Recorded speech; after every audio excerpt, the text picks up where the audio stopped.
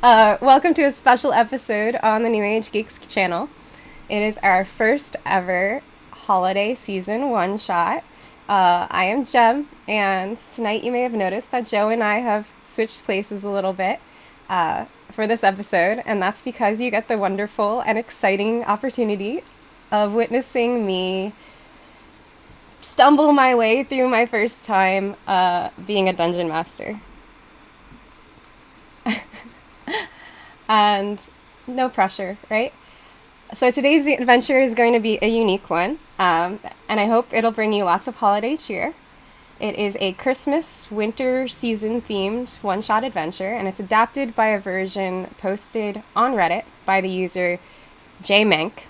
So a huge thank you to jmank and all of the commenters on that thread who had a great ideas and things to throw in and options and lots of inspiration on that thread. So thank you for bringing me this adventure. However, this isn't your usual Christmas one shot. It is all of these wonderful players joining me, and the character art you'll see below are evil aligned characters. So I feel like I'm doing my first session of game mastering, dungeon mastering on hard mode, but at least it's going to be fun. It's a little different than our actual live play show on this channel called Forging Fates. So I also do just want to give a content warning for mention of alcohol and mention of tobacco in our story today. But if you like what we do here, be sure to follow and subscribe to us on Twitch or join our Discord. We are always playing games, running community nights. We have a great community going there. And normally on this channel, you'll find me playing the character of Whisper in our regular actual play campaign, or you'll find me hosting Goodberry Cafe, which is our interview show. So we'd love for you to check us out and check out our community. That said, if you do have any interest in helping us out, there are a couple ways that you can do that. First, like I said, is to follow and subscribe to us here on Twitch. You can also check out and follow our videos on our YouTube page. And there's also our merch shop, which has mugs, shirts, hoodies, and stickers for you to buy. And I think I'm going to pass it over to Joe. Is there anything I missed? I don't think so. I mean, that was pretty much it. Cool. Great. And our mods will drop all of our links in the chat.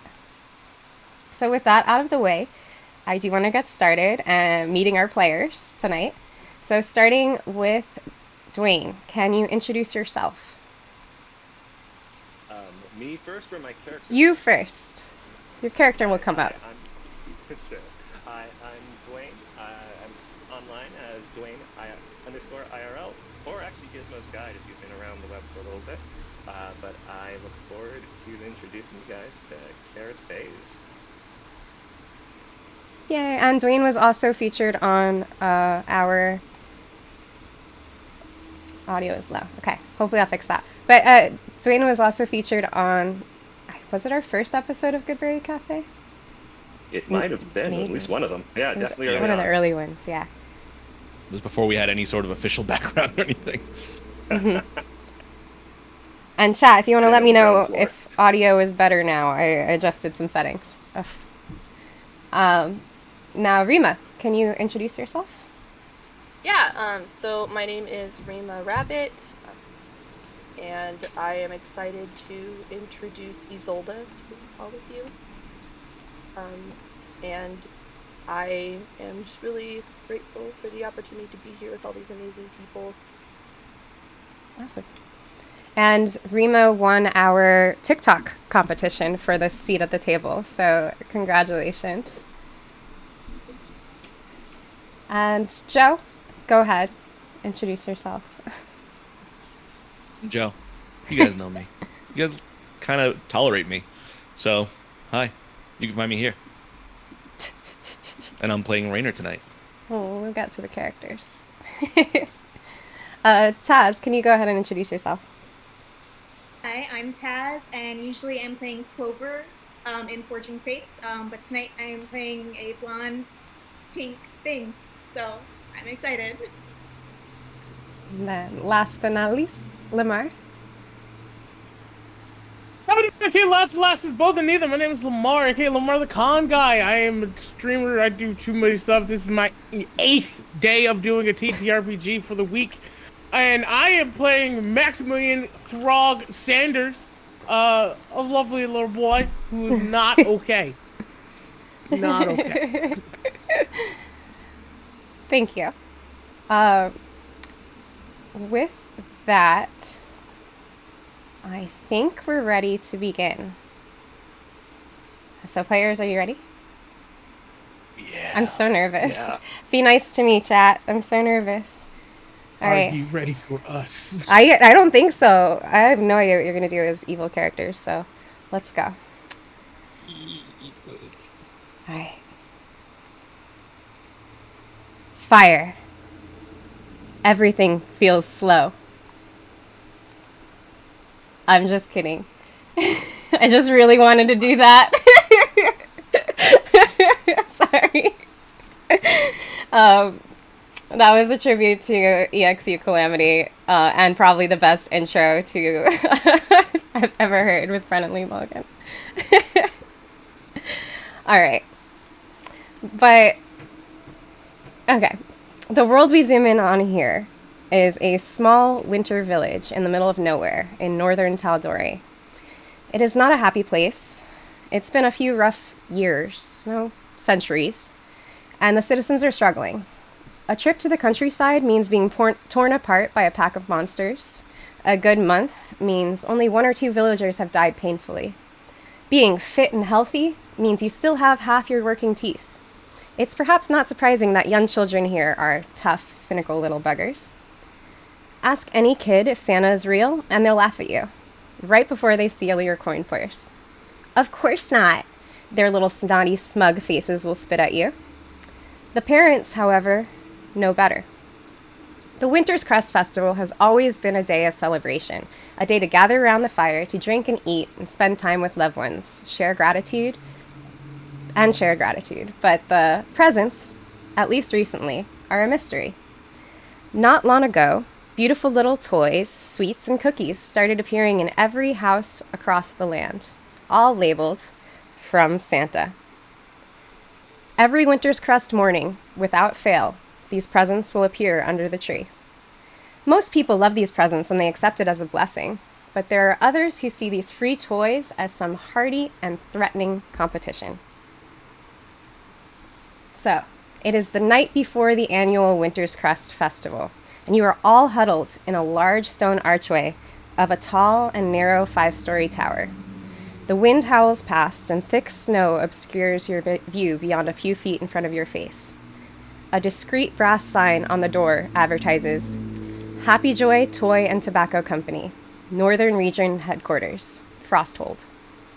Your interview is in 5 minutes' time, and it appears from the small crowd gathered around you that you're not the only one who's been selected to interview for this job. So, Dwayne, can you describe what your character looks like?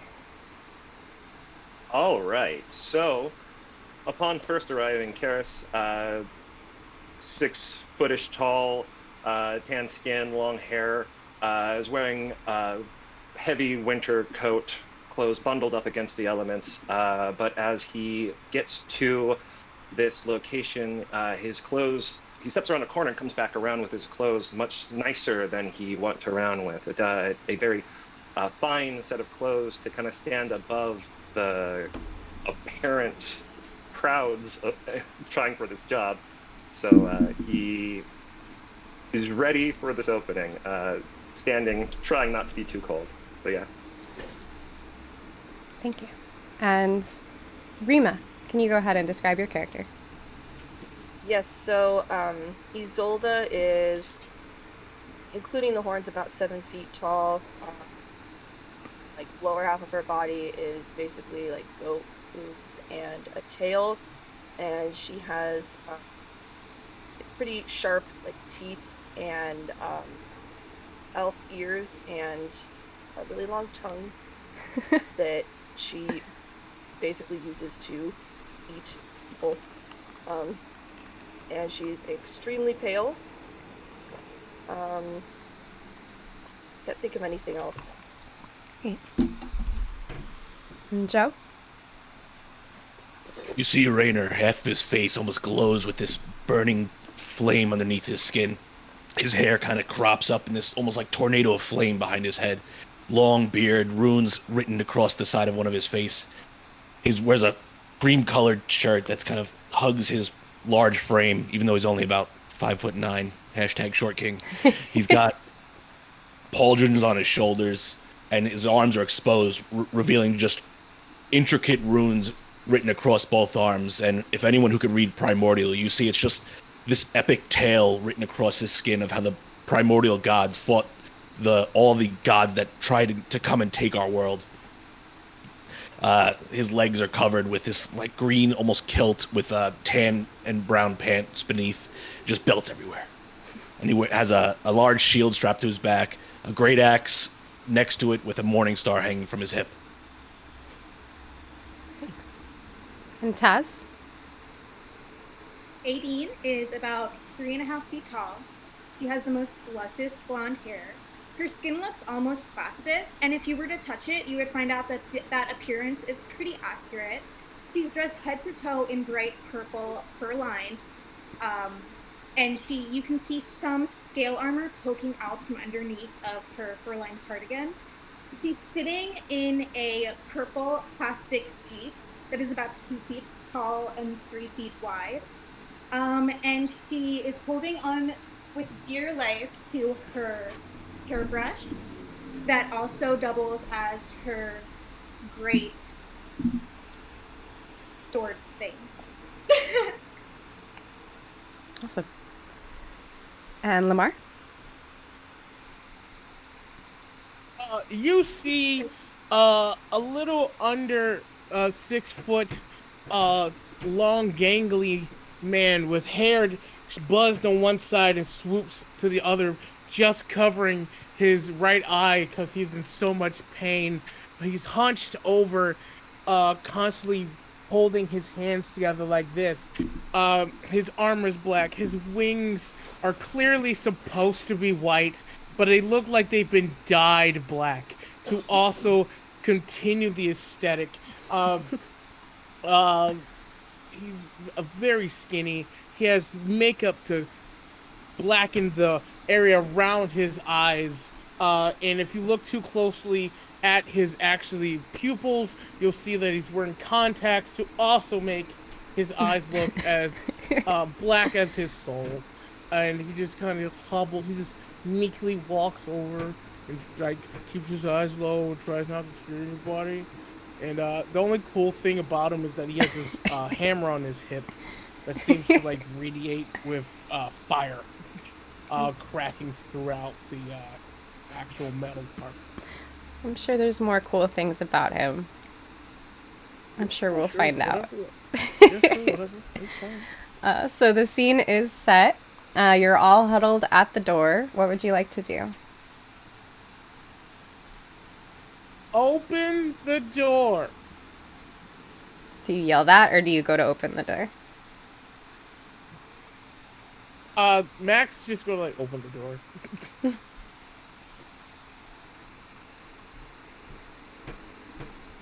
Garrus will stand in the back and keep an eye on what's going on. He's trying to get the lay of the land still.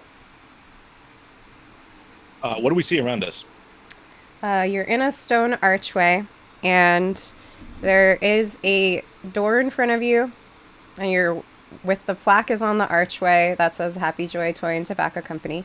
If you turn around behind you, you just walked up a path from the town, and that path went on a very steep, snow-covered hill, and it is snowing pretty harshly out right now. Oh, it's so warm outside. Aideen is gonna rev the engine of her Jeep and ram it into the door. All right. When Aideen rams the Jeep into the door, it will open with a twinkle sound and a loud creak. So, does anyone go in? Isolda's just gonna say, I like your style. Thanks, I have a great style. And she Yeah. continues through the door. All right. You walk Yeah. forward. Sorry, were you going to say something? I'll just say I head into. Okay. Mm-hmm. Yeah, I'm assuming you're all going to walk in. Gotta get out this cold. Trying not to look like, trying to look nice.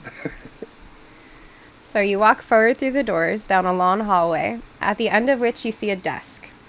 Motivational posters and adverts for dubiously virtuous Happy Joy products line the wall.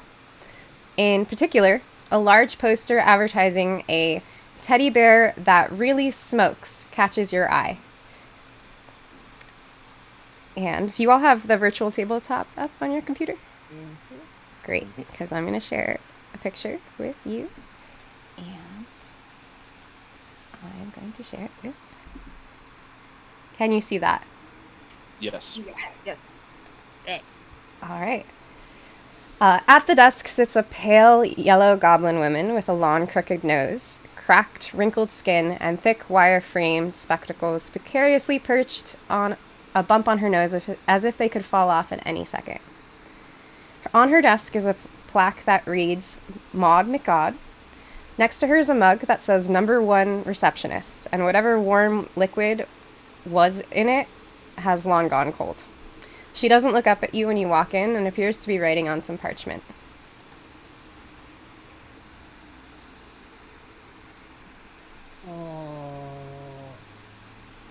Excuse me? Hi. My name is Maximilian Sanders. Hi. She slowly looks up at you. Yes, may I help you? And then Karis steps forward. Hello, hi. Karis Bays. I'm here for an interview. I heard that there was an opening here, and I'm the man you're looking for. Correct. The interview will start shortly. Are Okay, you good to you know. all here for the interview? Absolutely, I am as well. Yeah, sure, whatever. Yep. It seems to be that way, yes. The short one didn't say anything. Me? Yes. I'm Nadine, and I think that your skin would do great with some moisturizer. Sure. I'm gonna need all of your names and professions, please. I'm a toy maker. And a dean. Great. So, next. Karis, after you. I'm Rainer. They're gonna be working for me, I'm sure. The one who's gonna. All right, I don't care. What is your Okay. profession? I fight things. Great. Fighter. Okay. Next. Hello again. Karis here. I serve a number of roles, but I'm a mercenary, bit of a sellsword. Good. Mercenary. Merc. Next. Isolde Krampen. I am a bounty hunter. Great. Straight and to the point. And last. I guess my dad says I'm a healer or something like that, but that's kind of lame, but I guess Okay, I don't care about your dad. I'm sorry. Uh, Thanks. So as each of you say your name, she is writing on her paper, and then she's going to hand each of you a small tag with a pin, and the tag reads, "Hello, my name is," and then your character's name. But as you look at it, is it Rainer? Rainer, she spelled your name wrong. That's fine. I wouldn't know how to spell it anyways. So then she'll go, "Thank you and welcome to Happy Joy Toy and Tobacco headquarters. Please go through this door and go up to Mr. Happy Joy's office. Enjoy your stay. And remember, a smoke for pops and a toy for tots helps make a family happy, Joy." She points to her right, where there is a large wooden double door. Don't try. Sorry, Taz, what was that? No, nothing. Bye. Thank you.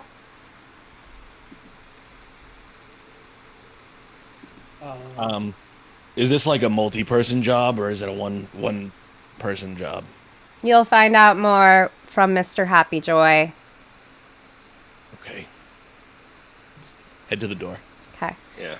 As you approach, the doors magically open outwards, and you see a small square room with 2 small smiling gnomes standing at the back corners. And I'm going to show you them. The one on the left greets you as the doors open. Oh, hello! What a glorious day, and welcome to Happy Joy. You're all here for the job, right? Yeah. Yep. Wonderful! Wonderful! So excited to have you here, and happy winters, Crest! We'll be taking you up to Mr. Happy Joy's office on the top floor, so please step right in and brace yourselves. Excuse me? Yeah. All right, so you all step inside, I'm assuming. As you step inside, the doors magically close behind you. And as the doors close, the gnome on your left lets out a ding noise. And the gnome on the right begins pulling a rope that goes into the ceiling as you feel the floor beneath you lurch. And you get the sensation that you're going upwards. The gnome on the left then starts going bum, bum, bum, bum, bee, bee, bee. Bum, bum, bum, bum, bee, bee, bee. And just when you think this elevator ride is going to last forever, the gnome on the left stops singing and lets out another ding as the wooden doors once again open outwards. So as you step out of the elevator, you're immediately greeted by a small hallway leading towards your right. However, the first thing you see right in front of you is a huge painted portrait of a smiling man in an extravagant purple suit, and he's holding a bunch of colorful balloons. And a plaque beneath it reads, Quentin Happy Joy Sr., founder, Happy Joy Family Toy Company. And the portrait takes up the entire wall. And as you walk towards it, heading towards the open door at the end of the short hallway, is there anything you want to do? Isolda's gonna sigh in relief that the music and the dinging stopped. Kind of grimace at the large painting and kind of just walk past it with her hand up like this, kind of freaking her out. I'm just gonna walk towards the door and just keep humming that elevator tune. Bum, bum, bum, ding, bum, bum, bum, bum. Well, it was nice while it lasted. Rainer, Kareth mentions that one gnome who's lift all of us. Right? That's impressive. I mean, it's all about forearm strength. There, it's just gotta. Yeah, now that I think about it, they only need one of them to do that job, don't they? Well, Proper breathing, probably. Talking's hard, I guess. Do you all...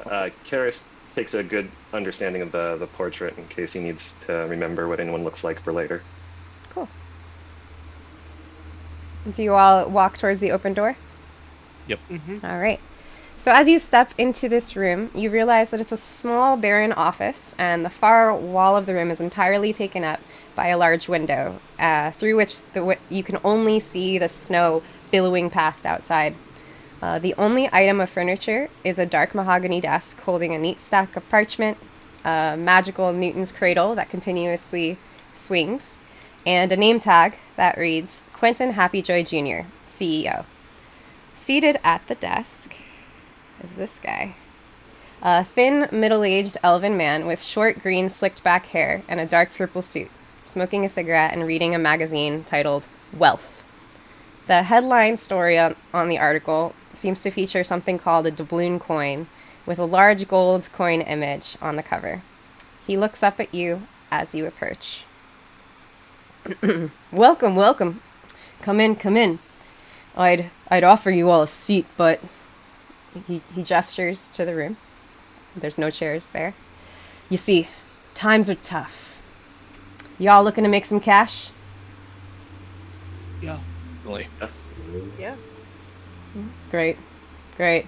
I've just got a few questions for you to make sure, you're all a good fit for the role. I'll start with you. Carrot? Your name tag says Karis? Karis? Garrus, yeah, that's me. How's Yeah. it going? Yeah. Space. And he extends a hand. Quentin does not Or shaking. shake your hand. No. And Garrus tries to play it off like he was fixing his sleeve. All right. Tell me about a time that you were tasked with finding out some hidden secrets or info. What did you do to get it? The time that I was given the task, well, it lets me think about how my strengths, some people's strengths are their weaknesses, but my strengths, and he goes into this bit of like total resume, like interview ready to like, let's try to manipulate this. And he's trying to pad for time when he can come up with a situation, but he has no idea what to tell this dude. But he would like to, if we can already get into it, I'd like to subtly cast a spell. What are you going to try? I'm gonna try to subtly cast detect detect thoughts. Is what component? Like, does that take components or verbal, somatic? No, it's I'm casting it with the subtle spell meta magic, so it should not cost anything to do visually. Okay. I mean, also just a heads up to all of my players and all of our listeners, I am still a D&D noob, so I'm going to ask questions about spells and stuff that other people might know. I don't know anything, so. Fair enough. We're spelling it out for the home audience. So this tech thoughts normally has verbal, somatic, and material components, but as Karis is talking, he's kind of idly turning a copper piece in his hand, and he casts this with that component of a penny for his proverbial thoughts. So it'll be, to burn that spell slot, it'll be a wisdom save of 15 if he beats that or not. No, I'm going to say, how deep do you go with that spell? Is it like surface level? I'm starting off at surface level just to kind of see what's going on for this interview. I'm trying to stack the deck in my favor. Yeah. So you pick up that he's definitely squaring you all up, but he's not seeming too confident. You can tell he's checking all of you out, and he's lost interest in what you were saying. Lying. Yeah, cool. Yeah, Karis is going to be quiet. He's not listening to me. He's listening to somebody else. All right, so. But I'll keep the spell up and keep kind of taking a listen.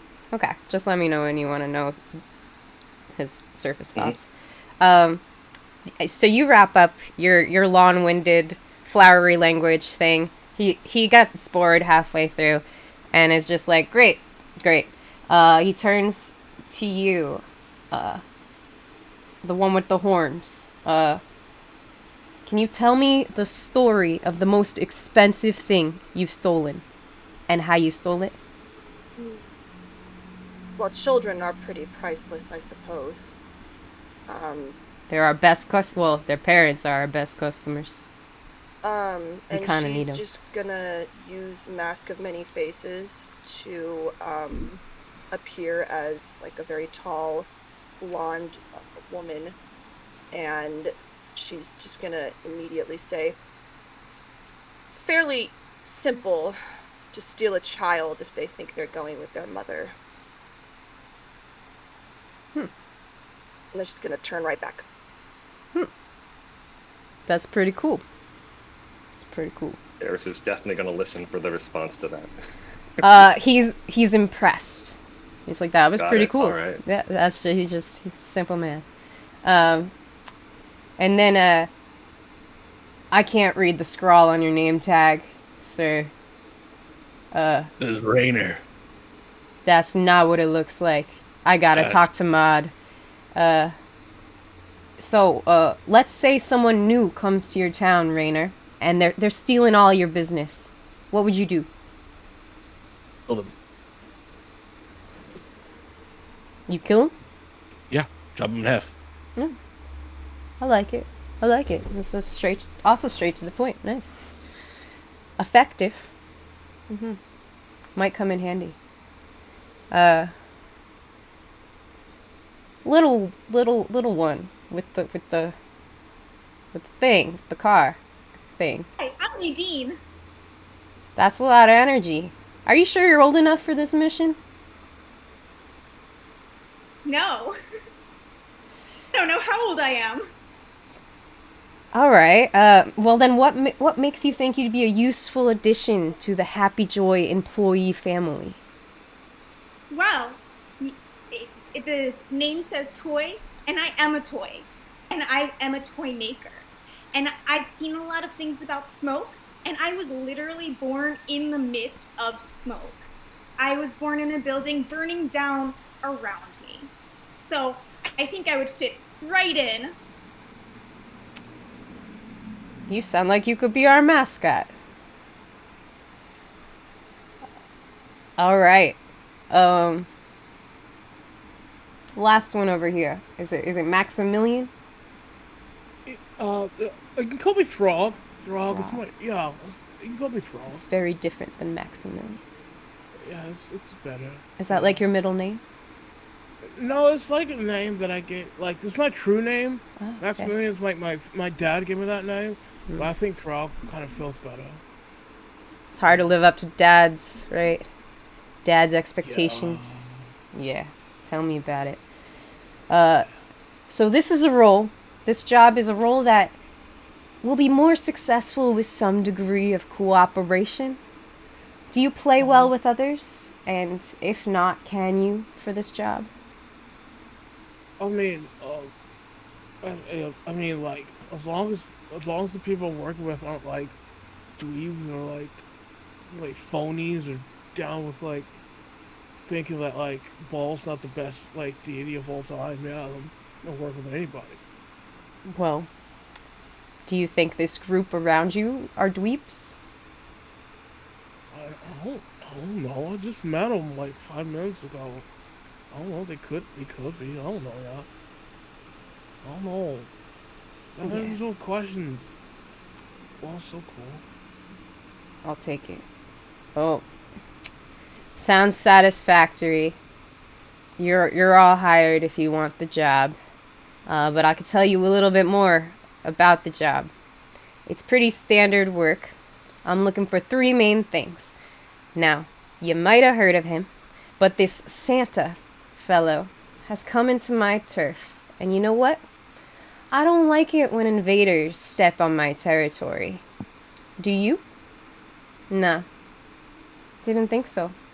So this schmuck, whoever he is, has been delivering toys to all the little boys and girls on Winter's Crest, meaning their ma's and pa's have been buying less and less Happy Joy merchandise. You see what I'm saying here?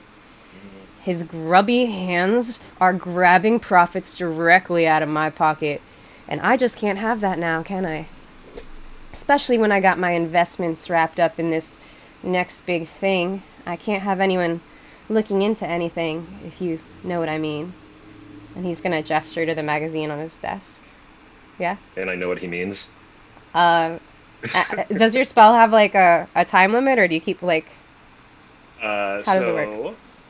So specifically, the time limit on Detect Thoughts is 1 minute. So I don't know if we've been that far into the conversation yet. I would say, yeah, we've been, since you answered your question, we've been a minute.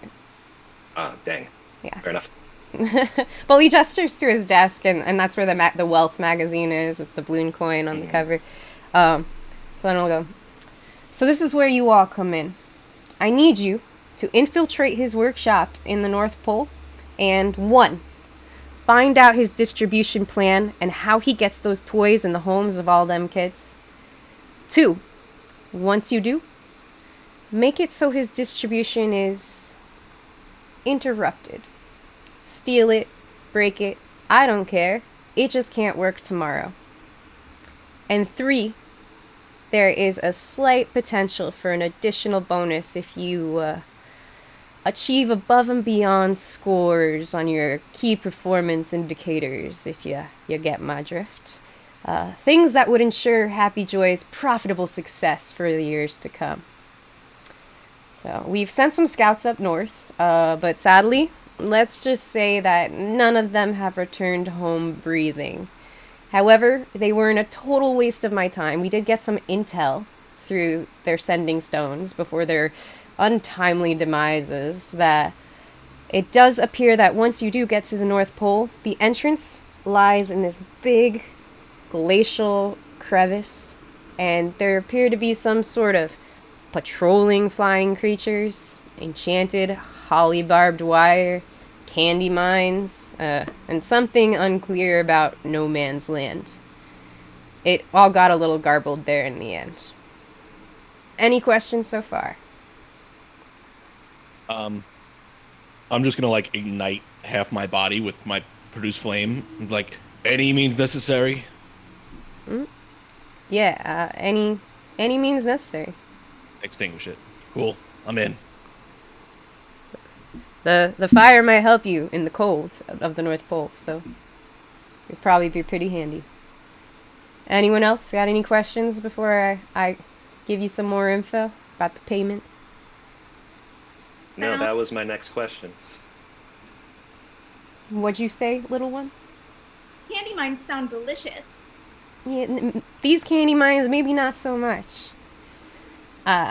So for your troubles, you'll all get 250 gold each up front, and 750 gold each on completion.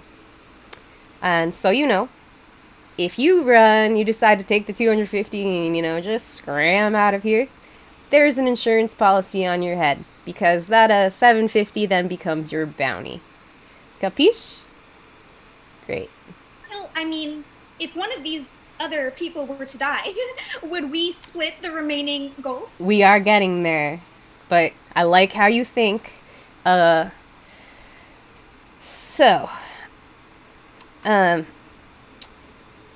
that's left to do is for you to sign this contract. When this contract basically states that you all agree to the job, you all agree to the expectations, and importantly, here's where that comes in, you all gotta agree not to intentionally harm or kill each other in the process. I'm pretty sure this job is going to need all of you in order for it to be a success. You can kill each other tomorrow when it's all done, and not on my payroll. And he's going to gesture to his desk where he's pulled out this lengthy contract and a quill.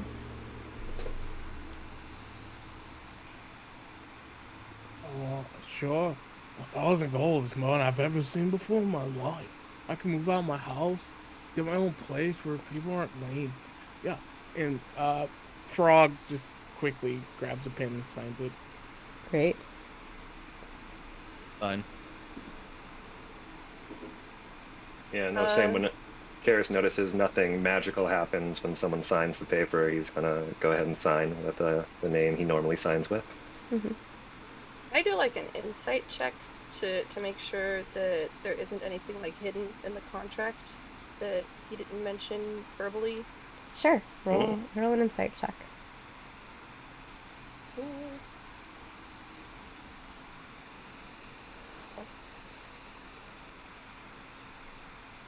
Sorry, I'm using D&D Beyond the first time.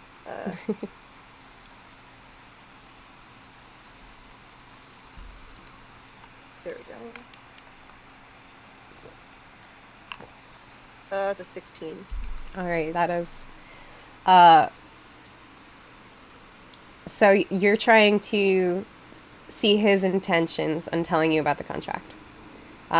So he is definitely, he's mostly telling, you can tell he's mostly telling the truth. But that last part about not intentionally harming each other, you seem like there's more to that. Like, signing this contract might have punishment if you do decide to do that. Okay. Do you sign? Yeah, I'll sign it. Okay. I'm gonna keep that bit to myself though, because I'm not sure about it. And then Aideen? Aideen signs it as well. Great.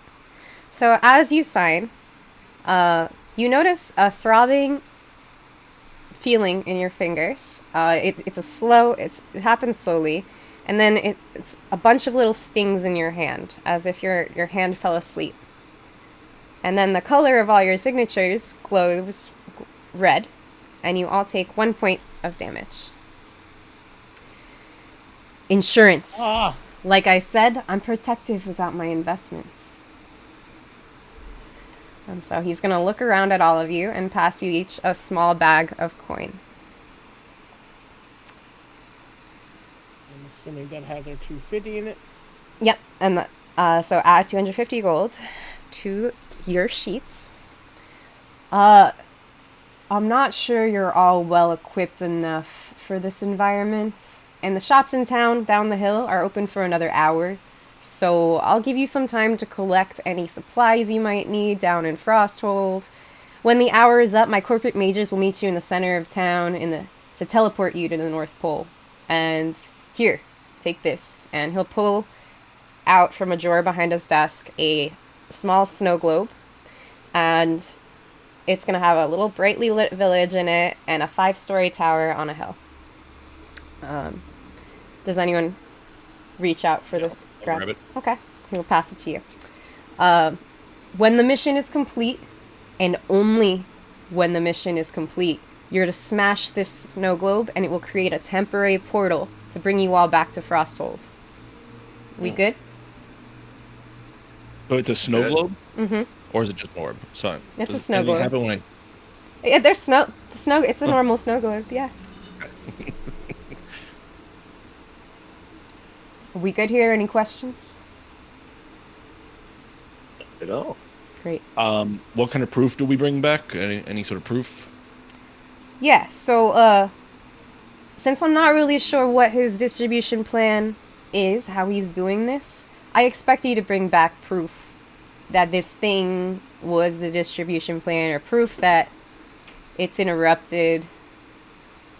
So I expect some proof there. There's got to be something. Magic, I don't know. It's hard to say. I think you'll be able to figure it out. You seem like a smart bunch. I don't want like his head or like a toe or a finger or anything. What kind of message are we trying to send? We're trying to send a permanent message. But you can solve the problem any way you want. Fair enough. Turns to Raynor, puts a hand on his shoulder. Sounds like you might have the right idea, but let's see how little we have to take back. Putting it out there. I mean, I'm open to a suggestion. All right. Well, time's a ticking. Great doing business Yes. together. And he's going to push you all out of his office and back into the hallway, where the door of that elevator is open and the gnomes await your arrival. Walk over, I start on the tune again. It's a slightly different tune on the way down. He's like changed it up a little bit, added like a saxophone noise. Yeah, it's a little bit more jazzy. Quality, Oh, quality. yeah, no, Crest. it's 100% stuck in Karis's head too now. The gnome appreciates you rocking out to it, but do you all mind if we fast forward, going down to the town a little bit, or do you want some role play time? Go with me. Good. Cool. Okay. All right, so fast forwarding a little bit, you all leave his office, take the elevator down to the reception desk. Maud's picking dirt out of her fingernails at the desk. Then you all make the trudge down the hill to the town of Frosthold, which looks a little like this, and it's going to take me a second to change the scene. Karis gets back into his winter clothes by just like flicking his collar. His like kind of brightly colored suit, almost evening wear look goes back into like cold weather traveling clothes. I just hold my produce flame out next to him as we walk. Yes, thank you. Love it. All right. Oh, yeah. Frosthold. Getting there. So, can you all see that? Yes. Perfect. All right. So Frosthold is the biggest town in the region, but that isn't saying much. It's a small circular village nestled in a valley with 4 gates, north, east, south, and west.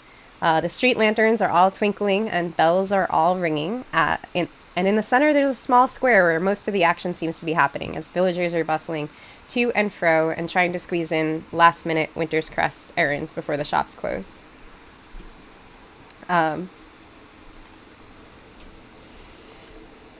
As you walk down, you hear a bard singing Winter's Crest carols to a crowd, while around the square there is a blacksmith that's also a leather worker.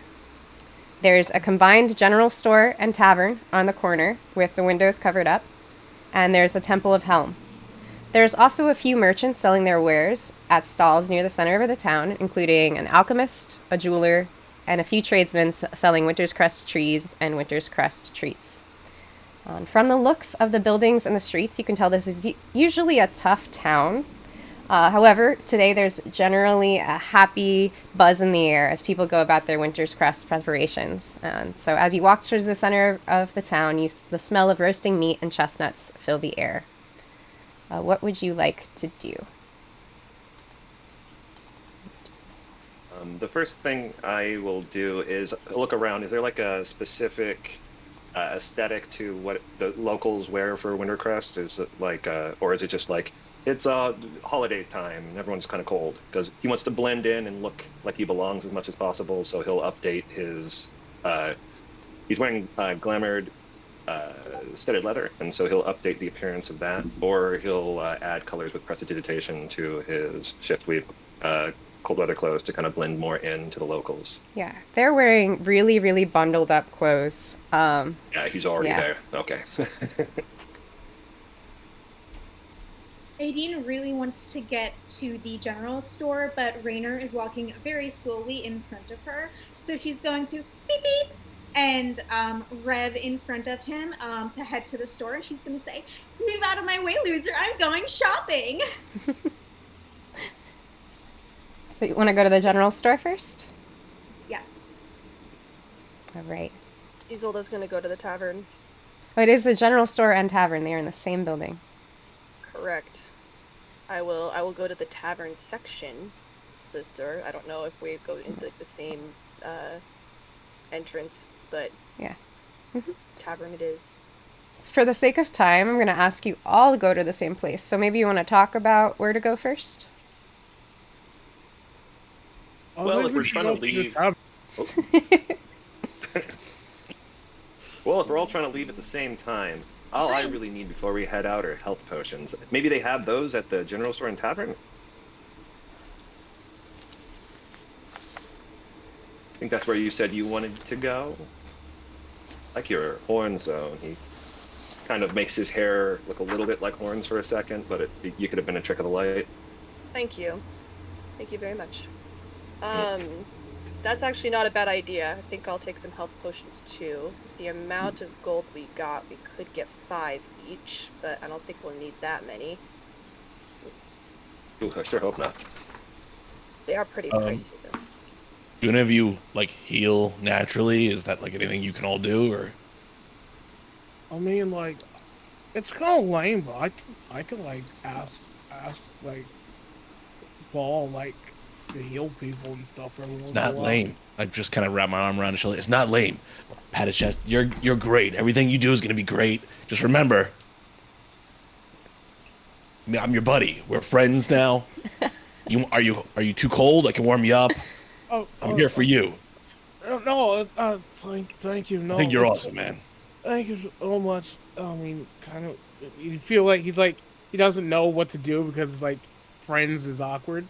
But it's like it's not that I'm not like thinking like I'm lame, but like I like more like harmful spells. I can do like I get it. The cool things, but like I can heal.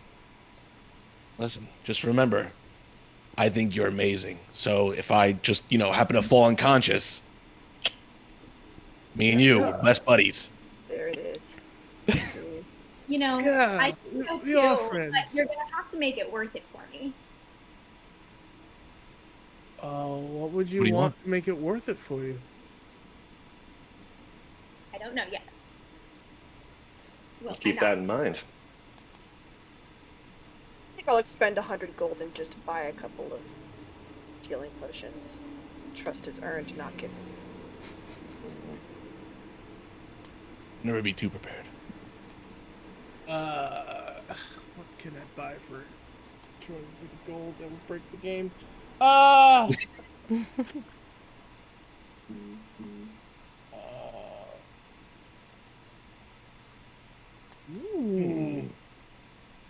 Do they have? Well, you haven't walked in yet.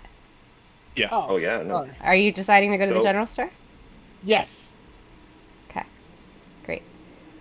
Well, sorry, I was fixing the chat. I'm learning Streamlabs, y'all. Mm-hmm. Well, we are going to change seats real fast.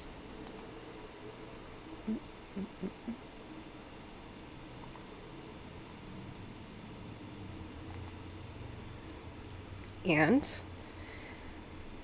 so you walk to the general store, and this large single-story building has a bunch of tables and chairs spread out, and there's a bar that spans one end of the wall on the other side of the entrance.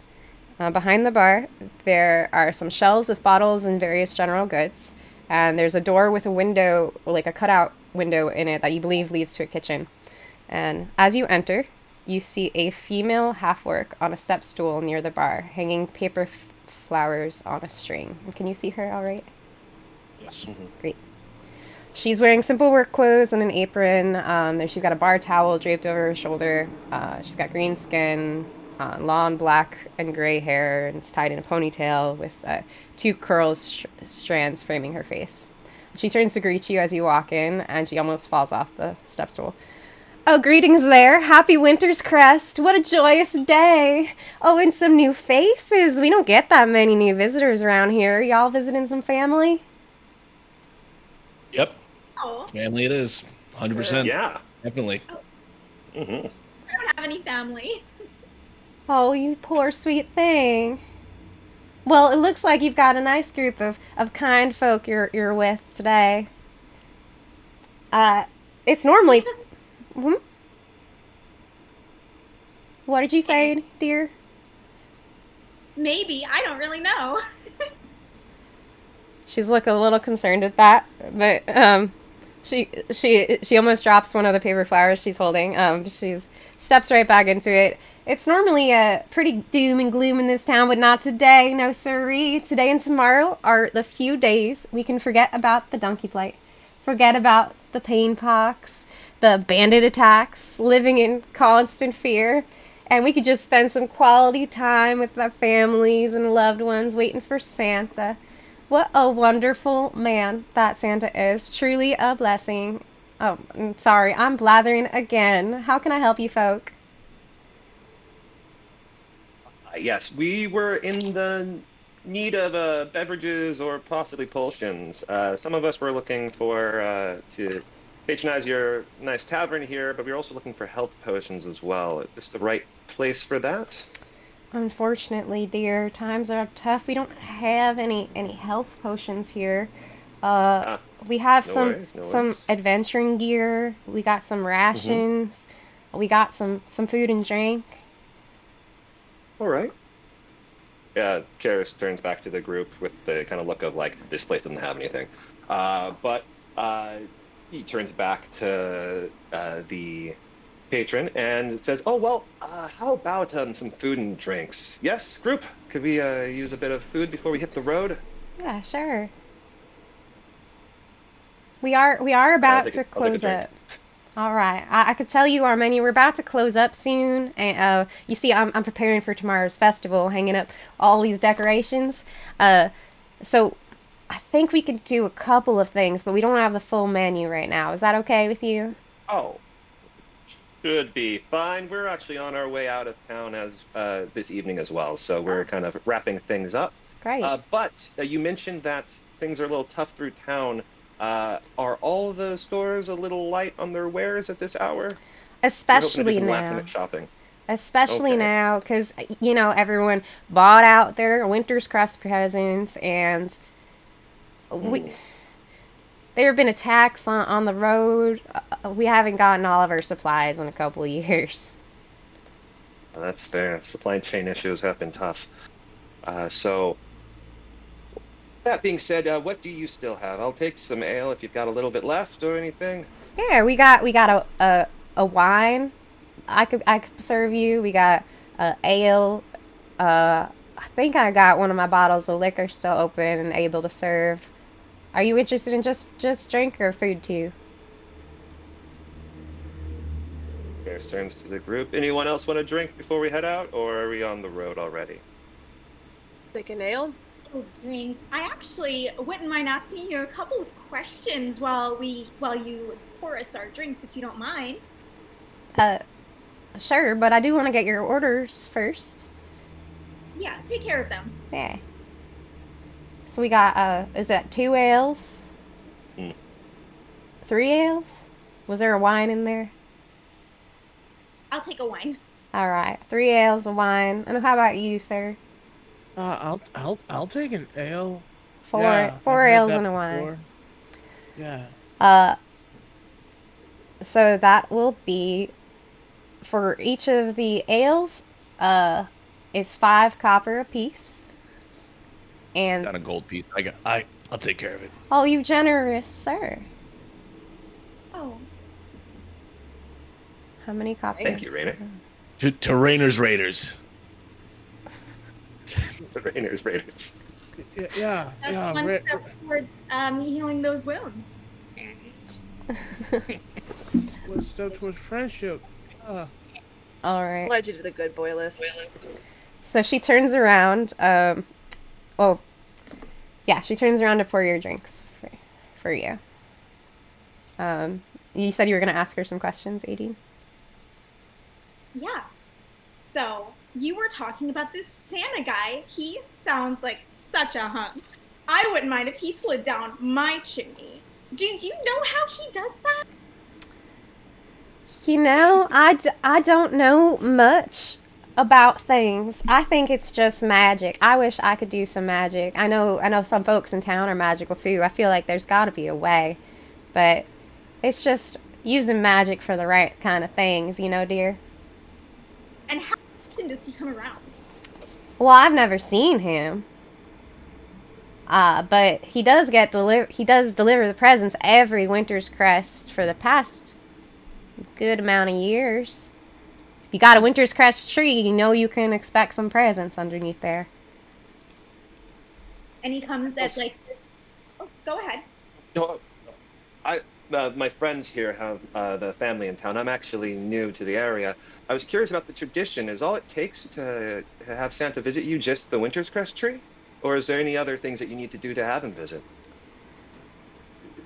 You know what? I never thought about that before. I think it's just the Winter's Crest tree because even our main one in town sometimes gets some presents under there from Santa. And adults get it too, but I know the children get all the way more beautiful toys and trinkets. That's How lovely. so... Really hope I get to meet Santa this year. I don't know about meeting him, but I hope you get a nice present. Thank you. So you summon him with a tree. Any other requirements? Time of day? Offerings? Middle of the night before the day of the Winter's Crest Festival. So he's coming tonight. He's gonna deliver all the presents tonight. Tomorrow morning, if you have a tree out, I know you said you're leaving town, but maybe you should put up a little tree with some lights and see if there's presents for you in the morning. Yes, that is one way to see the season for its fullest. Hi, team. Right. Oh, I love that you're getting into the Winter's Crest spirit. Yes, definitely.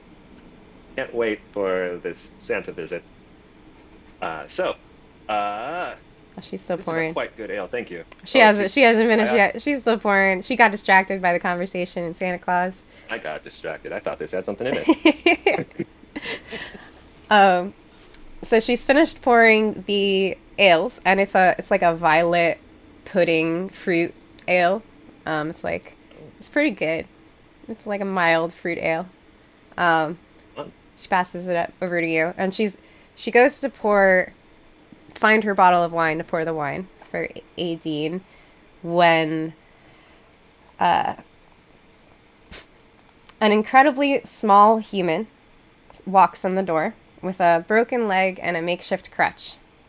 And he hobbles over to the counter, and each time his crutch hits the wooden floor, it makes a dull thud, thud, thud sound. He can barely see over the counter, and in a small voice, it's like barely a whisper, he asks, "Excuse me, may I purchase the holiday pigeon, please? I think I only have enough for the smallest one."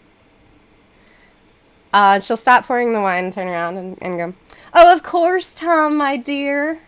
And she leaves behind the bar and goes to the room that you thought was the kitchen.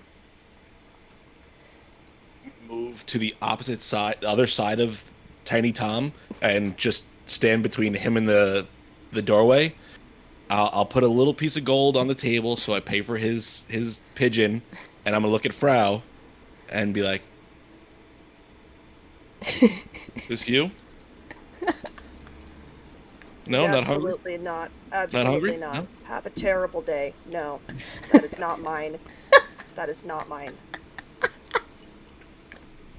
But are you hungry? I know you said the kids thing." I could go for a snack.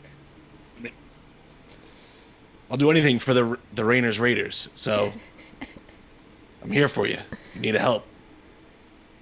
Just kind of like motion around his head, like I could snap it right now. No, we need to get a move on. All right. It's fine. But thank you for offering.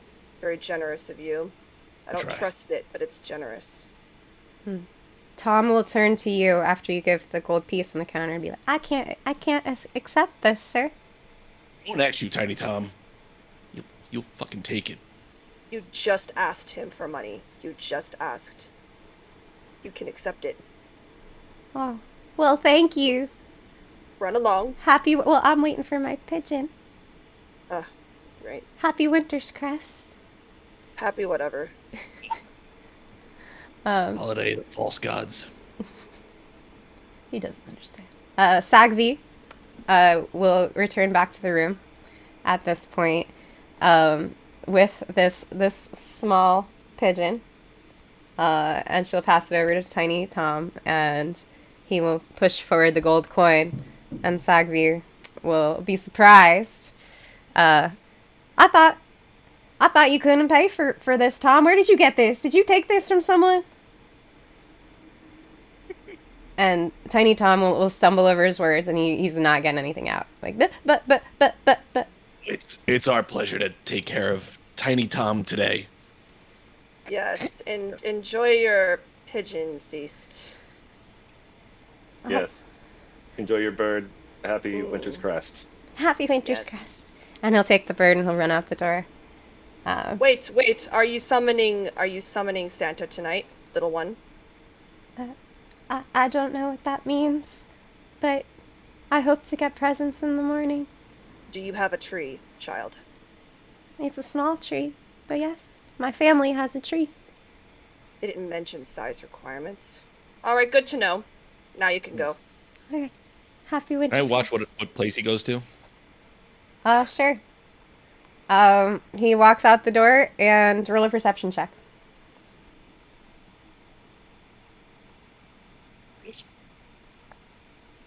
Um.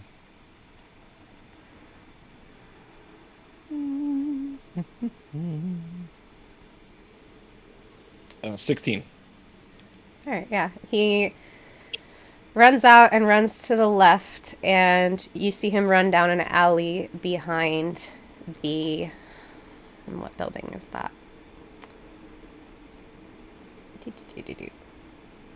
He runs down an alley behind the Smithy and Tanner store. By this point, Sagvi remembers that she was pouring wine and passes you your wine. It's a white wine. It's a little sour. This is not the best wine I've ever had, but thank you. Oh, I'm sorry, dear. Oh. It's hard to get good produce up here. I'm sure. But I am looking to close soon. Is there anything else you need? if any of these shops were to have health potions, which one would it be? I think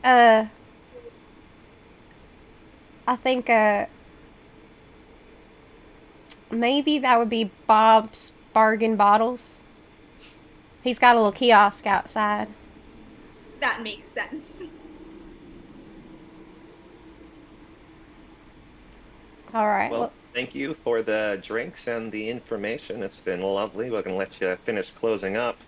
I think the next stop for us will be Bob's Bargain Bottles. Hopefully they're Nice. filled, and we can find what we're looking for. Okay.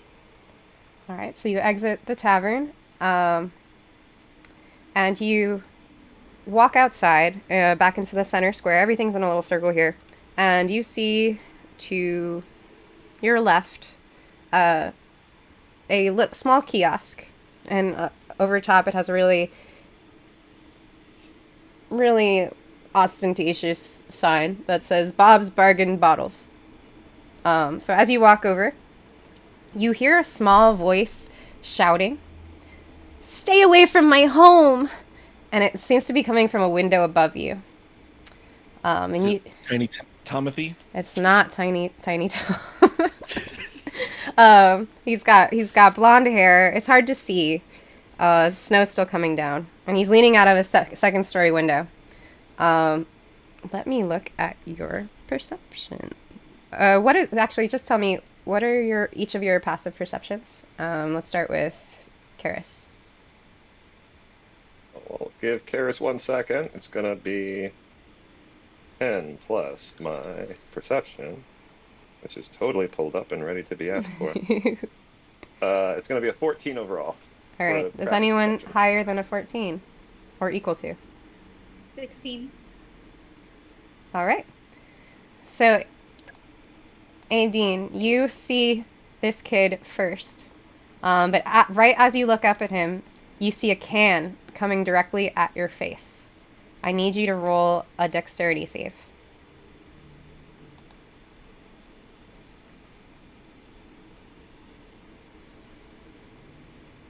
16.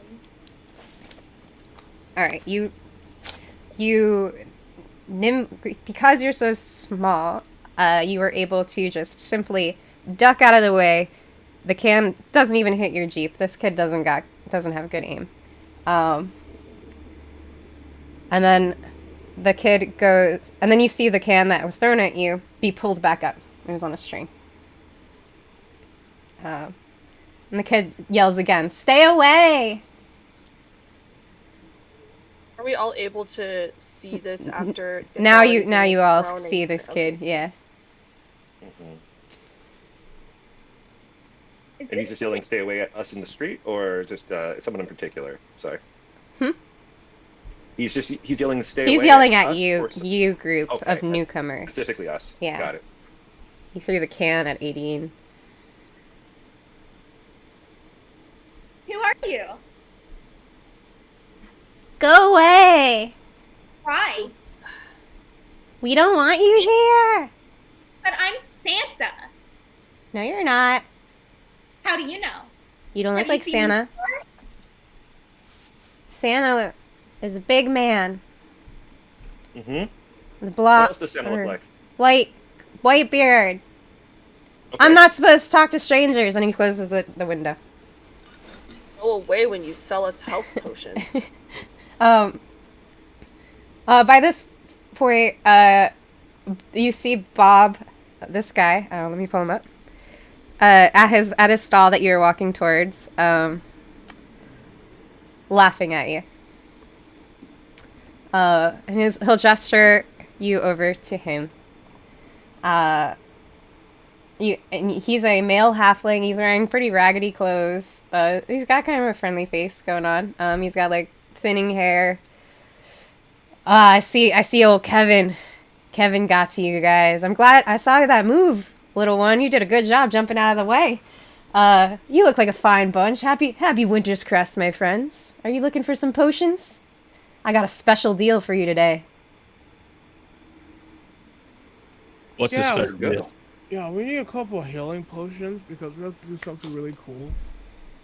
I believe it. It is the night before Winter's Crest. Lots of cool things happening. But you see, the hunting's been pretty scarce around here, and glue's been hard to come by, so the labels on my bottles have all fallen off. But what's life without a little bit of mystery, eh? 50 gold will get you a mysterious vial of liquid. Nothing like a little bit of frost-hold roulette to get in the Winter's Crest spirit. Can we use detect magic to at least determine the type of, liquid that's in each of the bottles? How does Not detect that I magic have work? detect Yeah, magic. does but anyone I'm have just detect throwing magic? shit out. You can roll an Arcana check if you are proficient in Arcana. And then Karis will, as he asks, any teases to what the drinks might be? It could be anything, and roll your Arcana check for me. Yeah, that's gonna be 12. How many other You people on the street right now? I'm sorry. There's some people bustling back and forth. It's not that crowded. You can tell things are starting to close up. But yeah, Karis, for a moment you think you can tell. There's 6 potions there, and for a moment you think you can tell which one's magical, but then you start second guessing yourself, and you're like, no, maybe nah. Yeah. Do you know what the options are that it could be? We sell a lot of things here. Could be a health potion, could be we got some of our rarer potions. I probably should have used different bottles for all of them, but I wasn't expecting the labels to fall off. I feel like I might have thrown in some drinks in there. Maybe there's some acid. I don't even know. Okay. Aideen will, in fact, cast detect magic on the bottles. All right, can you tell me how that works? I know it's supposed to be type of magic, but I don't know the type of magic for these things.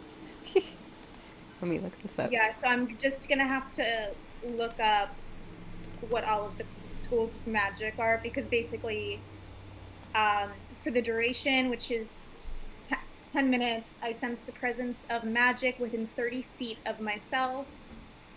If I sense magic in this way, I can use my action to see a faint aura around any visible object or person, creature in the area that bears magic, and I learn its school of magic, if any. So whatever spell it's going to cast, Gem, just look up that spell, and it'll say that school of magic it is. Okay. And if it's an acid one or not magical, then it won't show anything. I think it's health transfiguration. Yeah, is health potion magical? It is magical, because it casts the the cure wounds spell. Mm-hmm. Restoration, I believe. Yeah, I think it's. All right. So with your initial view, Evocation. Thank you. cool. So with your initial view, there's 6 potions there. With your initial view, the 4th, 5th, and 6th are magical. And what kind of magic Are you going to use your action to dive deeper? I casted Yeah, detect just. All right. That's so hard. I was like, I wish I could ask you what school of magic these things are, because I don't know. Which one did you say was healing? transfiguration. Well, I remembered it was something funky that I thought Cure wounds is evocation. Evocation. Okay. Whoever can cast cure wounds, just click it and see what it says. I know, but it's Smart. I should have. okay. Give me a second to look up some other things on D&D Beyond. Unfortunately, all the bottles are covered in a darkened, blackened paint. You cannot see inside of the bottles. So good luck. They're all painted with lead. Yes. Or what is it, an inch of metal or something, or like wood. There's a foot of wood each bottle. Each Whatever bottle the is blocker. covered in a foot of wood. Yes. Okay, I have the first 2. But all right, so the fourth one is. Did we say it was is okay? The fourth and the sixth are evocation, and the fifth is transmutation. I think we should take the lot of the 3. Oh, I am going to let everyone know that there are 2 evocation, and 1 transmutation. Mm. Well, if my knowledge of the arcane serves me correctly, those evocations will be positively interesting in some amount of way. Let's see. We gotta try it a little bit and see if it explodes, and then we can figure out what to do, I guess. Do any of you have like the ability to inspect things? I guess you could sit with it and inspect it too. Yeah, we have to take a little bit of time. Investigation? Yeah. Well, that would be after you buy. You can't get that close to it right now. Yeah. So Karis will walk over with that information Aideen gave us, and you said you wanted to just get all 3 of the last. Okay, so, good sir, how much are you selling these last 3 for? 50 gold each. It's a 50 steal. gold each. It's a steal. It's a steal. Yes, you're stealing from us. We don't even know what these are. How about we meet you a little more in the mire of mystery at a midpoint, about around 25 a bottle. Can you roll a persuasion check? Of course. Hell yeah. 19. Oh. 20. You know what? If you take all 3 at 25 a bottle? You will. Yeah, 25 a bottle. I'm feeling generous today. I can't wait to see what Santa brings me tomorrow. I'll take it. And he'll pass you, hold out his hand for your coin. All right, that'll be 25 gold a bottle. And Karis hesitates for just a second to see if anyone else is going to pay first. Yeah, But then- I'll pay. Oh, all right. And Raider, I'll go in at half with you. Fair enough. So, yeah. Let you round up, though. All right, so I'll give 20. I'll give what is that? It's 75, so I'll give half of it. 37, 50, I guess. 37, 38 gold. I'll give 38 gold. How about that? I'll be generous. I just won't do a lot of math here, my friend. Yeah, no worries. I tried to do it right. The Math Rocks game. We got to be able to do this, right? All right. Well, while you figure that out, he will pass you your 3 bottles. Awesome. Thank you.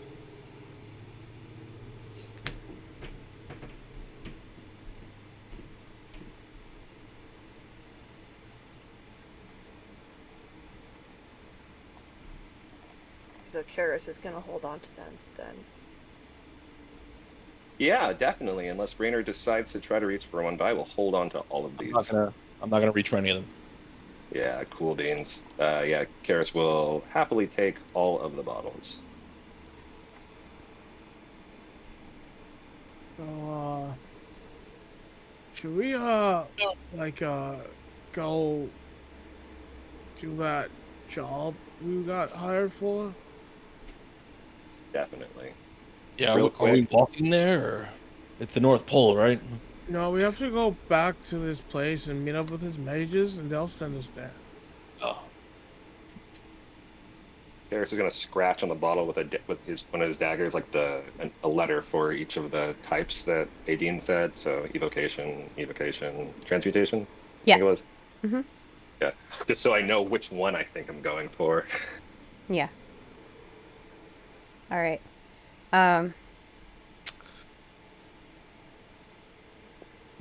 Who has the highest speed here?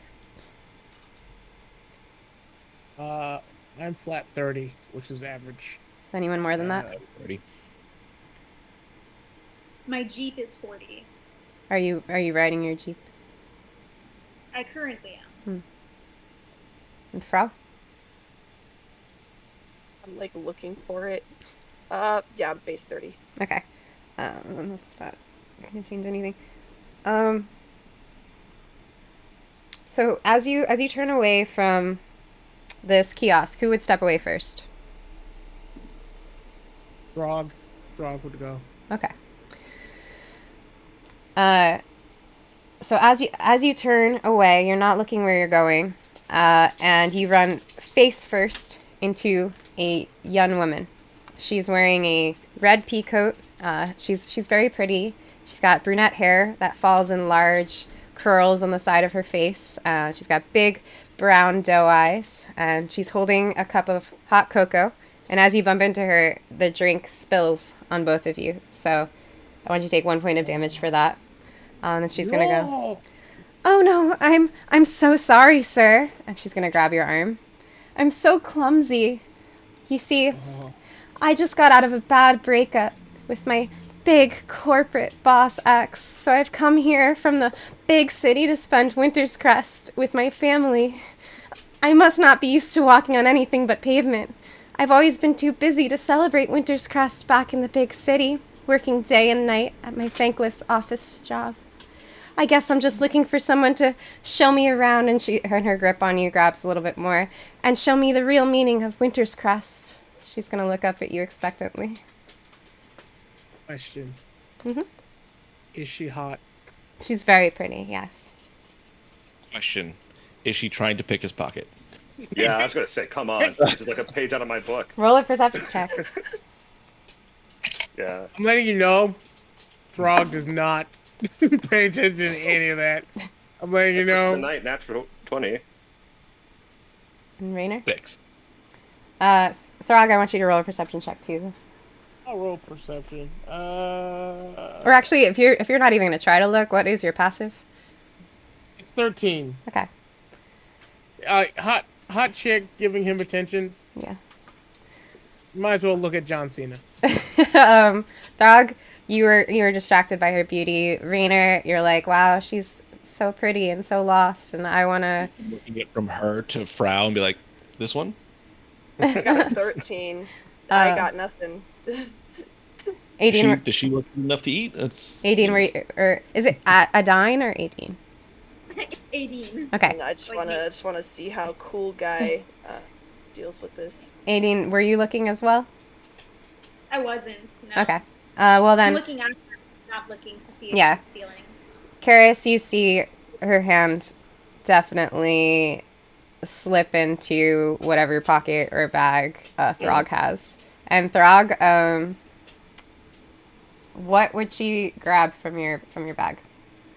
From his pocket? Yep, your pocket. What would be in your pocket?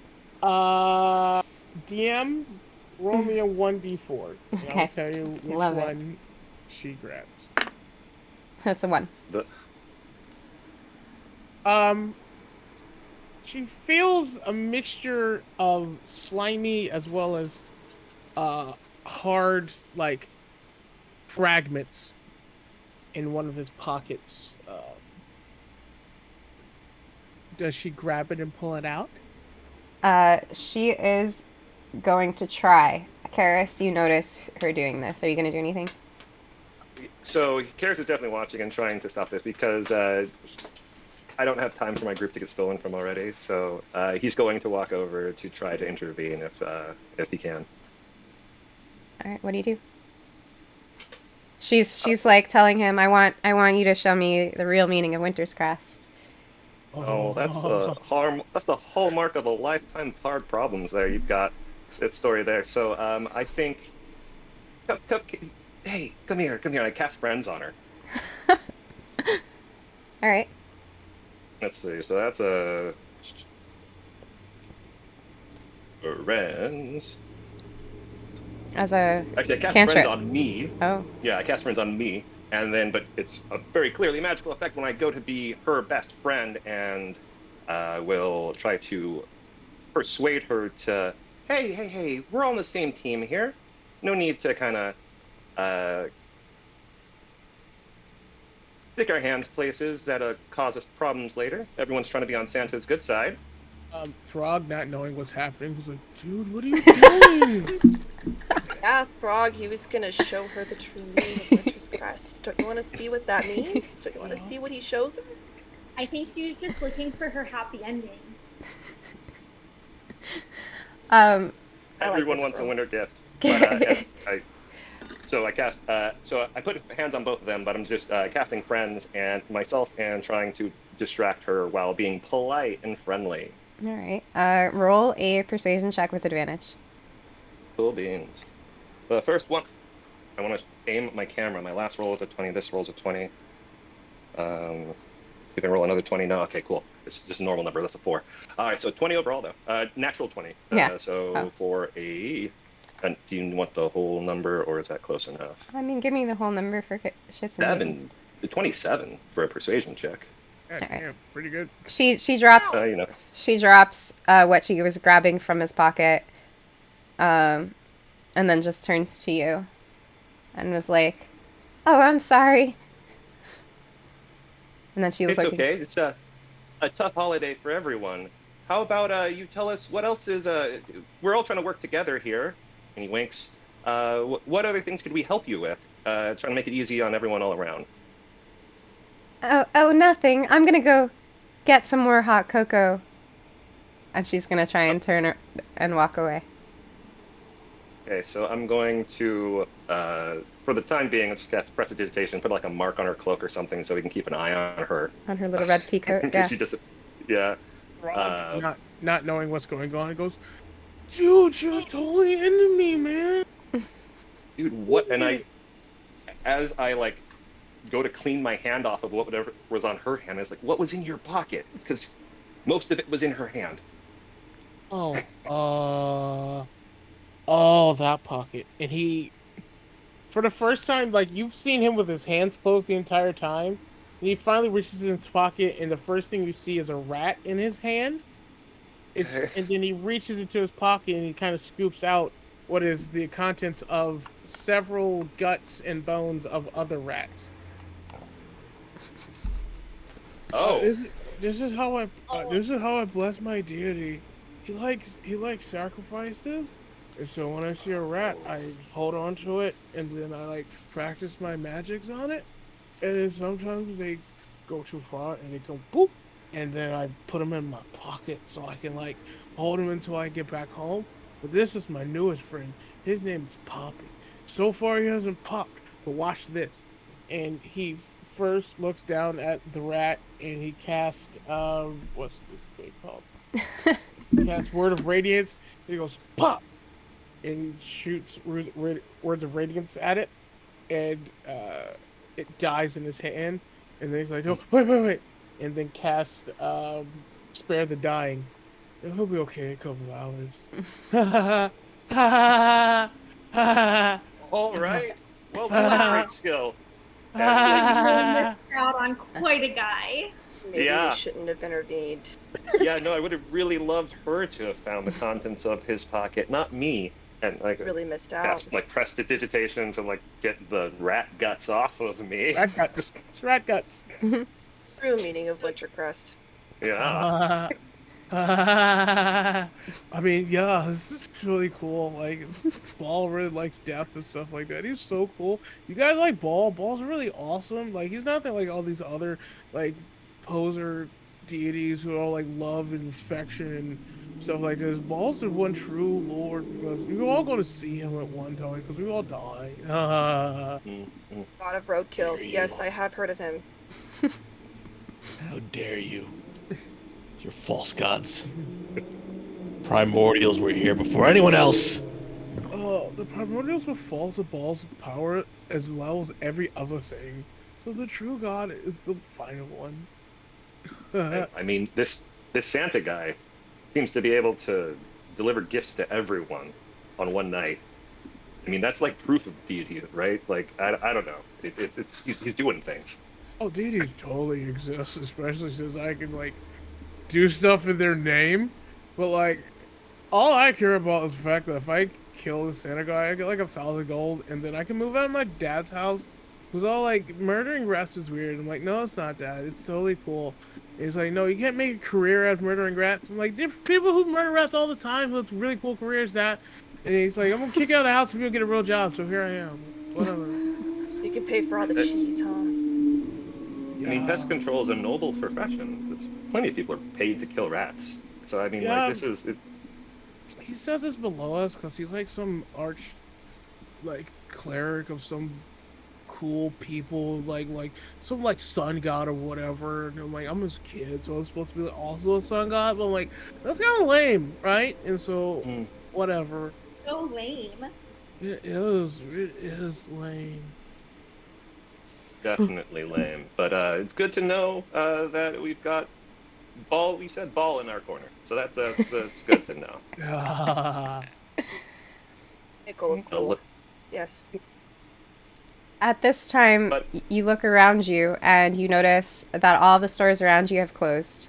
You look back to the center of the square where you see a group of people with these large purple robes. You can't really see their faces, and you assume that those are the corporate mages. So you walk over to them, and they're going to instruct you to hold hands. And suddenly, I'm assuming you all oblige. All right. And suddenly you're whisked away. It feels like a hook grabbed your insides, and just as you feel like you're about to puke, you open your eyes. And we're gonna switch scenes. Get rid of. All right. Open your eyes and you see this. So as you land in a flash of light, your first view is snow and ice. You look up and you see an icy plain that stretches out in front of you, and there's a bitter wind is howling. Hold on. It's dark, but your way is lit by the stars, full moon, and there's an aurora above in the sky. And about a few hundred feet in front of you, you see a huge cliff of ice that stretches hundreds of feet into the air. And there's a wide, jagged, dark crevice that cuts into its face. And as you look towards it, you see many figures in the distance in front of the opening, but none appear to be moving. What would you like to do? First things first, I cast Prestidigitation to warm my jacket. It's cold out here. Produce flame. Yes. Produce flame. Fast. Death is cold, so he's fine. And then he's just gonna start walking forward because these don't look like problems yet. All right. I'm following. So on the virtual tabletop, you could adjust the size of your tokens. You can see your tokens are all on the bottom there. Adjust the size of your tokens and line them up in your marching order. Are the grid lines accurate to space? Yes. Yep. I need to make mine You a guys little bit click on smaller. something to adjust the size? When you click your main thing, you should see some white boxes on the edge Yeah, of I it. do. I see the white boxes, but it's just not letting me. If you hover Every your point- mouse over the white box, it should have an angled icon. Yeah, it's just a regular icon. Oh crap, that's different. Maybe try zooming in on the page. Yeah, I did that. I'm all the way Okay. in. Do you want? I'll Listen, change. I'm all I'll the way change in. your size. From- There you go. You're so cute. This is a big ass mountain, dude. Yep. 5, 10. This is a hike. All right, I'll go out front just because. Unless someone else wants to be in front.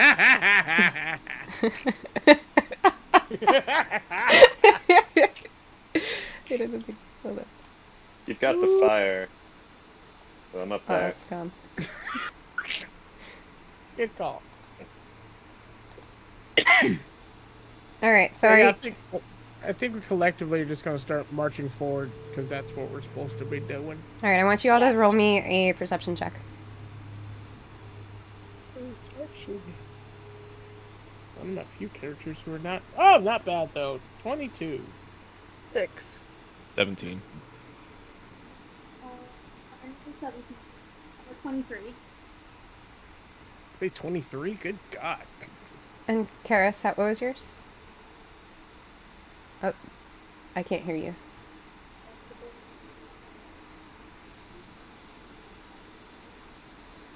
Oh no. Who can't you hear? Sweet. See? Oh, you just sounded like a robot again. Do the thing you did last time.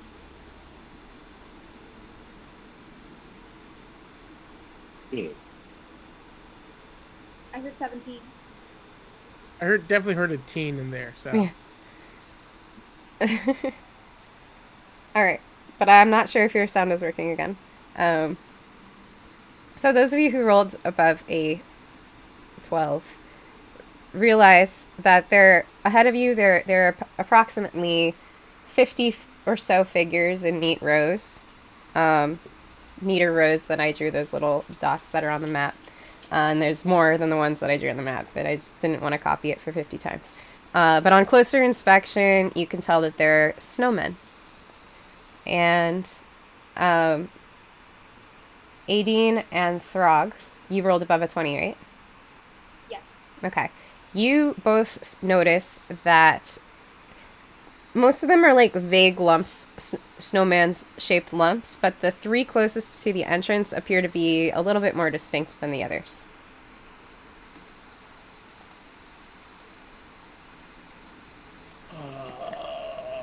5, 10, 15, 20, 25, 30, 35, 40, 45, Well, 50, 50. I'm going to say that you probably all moved to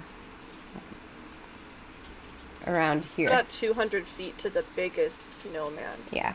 By the time you see all that, you move to around there, around that point. I'll make my ruler visible. Oh, is there a ruler in this? Yeah. Yeah. Menu. So. Oh, good God, ruler. Thank God. Okay, so now we're. Yeah. The menu. You can make the ruler visible, or I wasn't like showing it before because I didn't want to be obnoxious on the map, but realized it would probably be helpful, huh? Okay. But in all intents and purposes, we just see snowmen. Mm-hmm. Well, in the honor of not metagaming, I'm going to continue to walk forward. Snowmen aren't weird. Creepy, but not weird. And so they're definitely not going to attack me. This is going to be a normal interaction. All right. Does this mean that Isolde sees that, like, now? Because you mentioned that there are snowmen there? Because, like, my perception was shit. Yeah, no, I'll go ahead and say, like, snowmen. Point. So how close do you want to get? I'm gonna go up as far as I can until something happens. Okay. Yeah, I'd move pretty close, to be honest with you.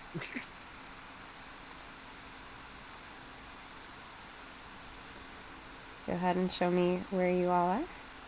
Now, if I was metagaming, I would start shooting. But I appreciate not metagaming. I'll keep moving forward if nothing's stopping me. Nothing's stopping you. Yeah. that's what we're gonna do. I'll get all the way up here. Like I'll fucking walk past the snowman. I'm not gonna. With my perception roll, the closer we get, do I notice anything more? Like, do they move? Do they look a certain way? Do they have, like, do I see anything new? Nothing's moving yet, but as Raynor steps about 10 feet away from the middle snowman, you notice it begin to shift and turn to you as you approach, and you see. Hold on here. Yeah. You see this.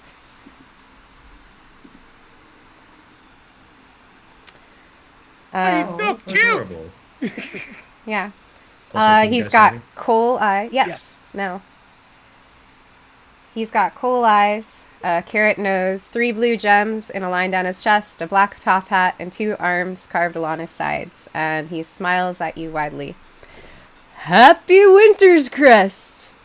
Oh, but you're all here too early. Winter's Crest is tomorrow. Yeah, we didn't want to miss anything. Oh, well, You're gonna have to wait for your presents. Can I do anything I want? We're not gonna stop you. I'm gonna for it. just produce flame, throw a fireball at him. Okay, yeah, that'll do it. Yeah, All right. Now we're moving forward. Yeah, you do that. Hi, And, welcome. My name is Friendly McFriendlerson. Fireball. you know, I'm gonna let you get a surprise attack with the fireball, so It's how not does a that fireball, it's produce flame, just Oh. so that's So what do you it's do? just Does it an attack? it's a ranged spell attack, yeah. Okay. What do you have to do to roll it? Is it like roll to hit? Yeah. Okay. It becomes a ranged attack. Yeah, I can hurl the flame at a creature within 30 feet. It may make a ranged spell attack. So I rolled a 13 plus 6, so 19 to hit. That hits. Okay, so that's 2d8 fire damage. 7 and 3, so 10 fire damage. All right. Well, I need you all to roll initiative. Don't tell me yet, because I have to pull stuff up. As he does that, I'm hopping off of my Jeep. There. Can you not cast inside of your Jeep? I can, but I've never played an artificer before, and I don't know how to do the mechanics while I'm mounted. Fair. It's artificers are really cool, but they are also slightly confusing. Absolutely. I've still wanted to play one. There's a Power Ranger build in my head with the armorer class, because there's a bonus action you can just put on armor. It's like, How much time damage for did you Time do? Force. 10. Okay. 10 fire damage. Thank you. Did he seem like he took extra damage from the flames? Lucky. His snowy ass. Yeah, you can tell that hurt him. That he recoiled, and he's now quite angry. If everyone I else offered could, you friendship. if everyone else could roll initiative, and don't tell me yet, guys. I have to get his token on the map now. I offered you friendship and cookies. You offered me pain. True meaning of F this.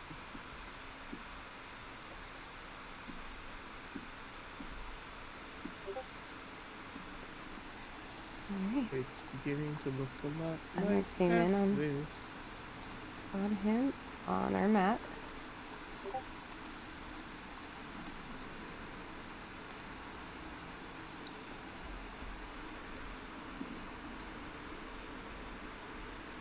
All right. Let me get my message.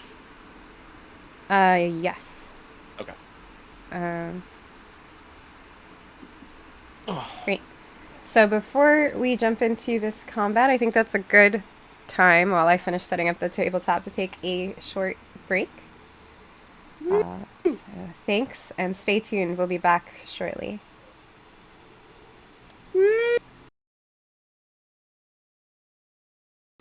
Turn the mics back on this time. All right. And we're going to turn off this camera. Yeah. Oh, I got this now. Hopefully everyone can hear me. And so we're going to jump into our initiative. Is there anyone above a 20? 20 or above? Nope. All right. Is there anyone 15 to 20? Me. All right. Start one at a time. Let's start with Karis. I got an 18.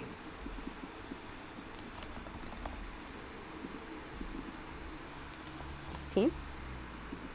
And 18. I also got an 18. My dex is a +2. Mine is a +2 as well. 14. Rollies. My second roll was a 14.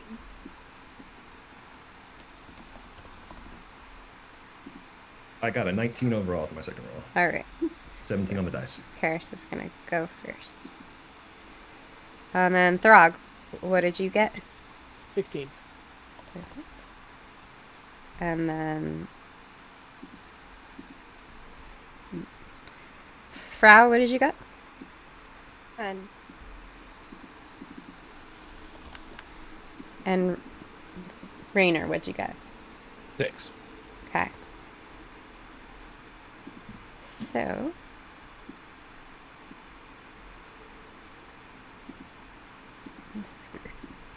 okay.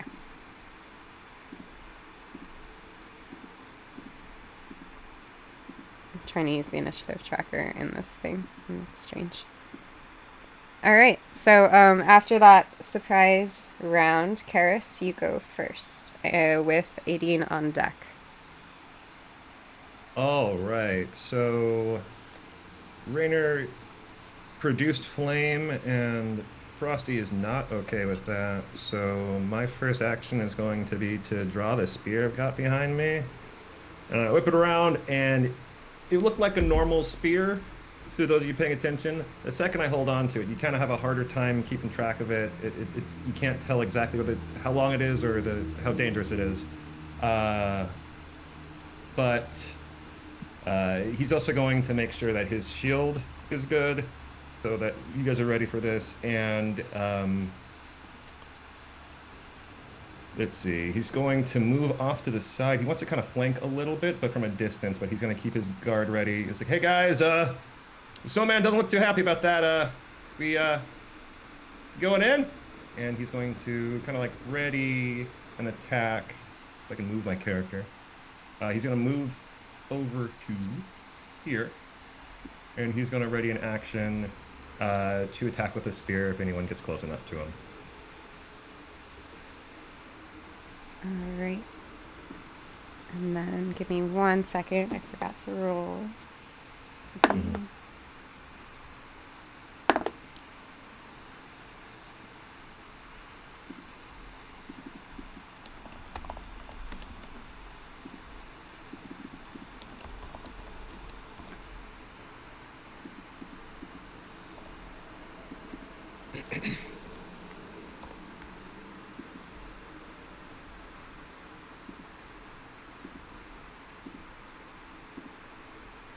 All right.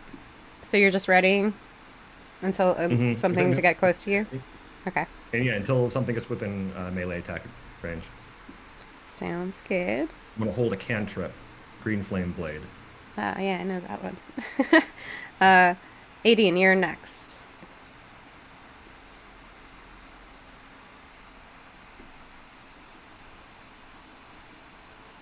Oh no, she frozen. Oh yeah. Yeah, that's full froze on our side too. No. Yeah.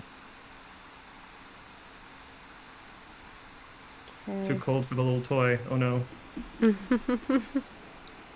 Oh, there we go. Gangnam Style. Was that just me? Yeah. Yeah, that was just you. Oh no, she's frozen for me though. I'm so sorry. That's never happened before. Okay. I say that all the time. Am I still frozen for you, Jen? Yes. So, Joe, how do I refresh camera? Right click her. Yes. Hit disable video and then turn it back on. Okay. I'm sorry, guys. Not your fault. You're good. You're not the internet. You are right now spinning balls, but that means you'll load soon.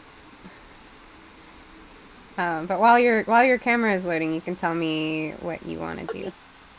Yeah, I can even move my character still, so I'm using all of my speed to go right up to him, and I'm using the bonus action branding smite with my great club, which I don't know if my video is working again, but I'm using my purple hairbrush. So just use theater of the mind that I'm just holding a hairbrush as my great club. And with branding smite, I am going to hit him. Awesome. Is there anything special I need to know about branding smite? Or yeah. So if I hit, then I do my regular great club damage, and then I do an extra 2d6 damage.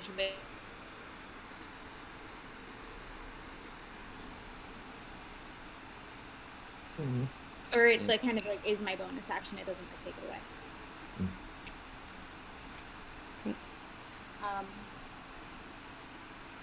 And my to hit is a 16.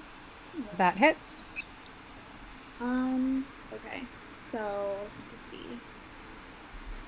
I hope your camera comes on my screen soon, though.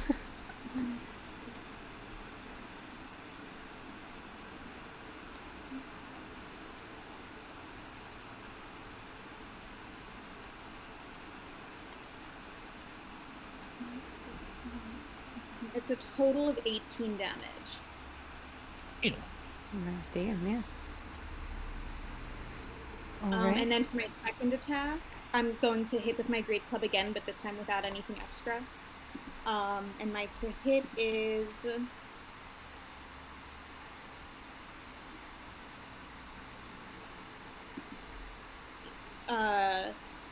dirty 20. That hits. And that is 10 damage. Dang. It's a beast of a... What did any of those damages have, like, magical effects or no? The branding smite is magic. Okay. It's a spell. Mhm. So that's an evocation magic. All right, cool. And then the rest is bludgeoning damage. Cool. Joe, do you have any other ideas for getting the camera to work for me? Right again. It might, you know. Do you want me to leave and come back? No. Or will that make it worse? I'm gonna try this again.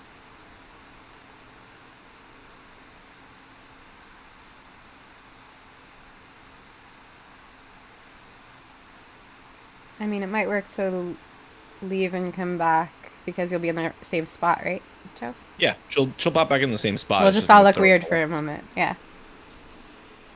Okay, so I'm gonna disconnect and then reconnect. Okay.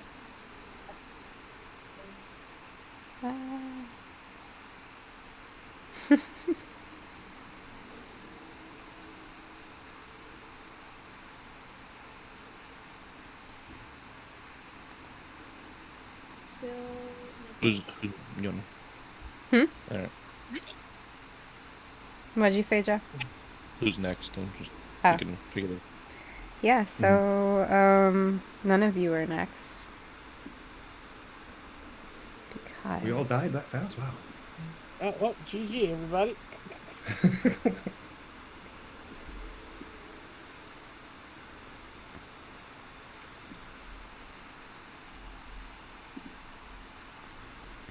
All right. Can you all see Tess? Mhm. Oh man, so it's only me.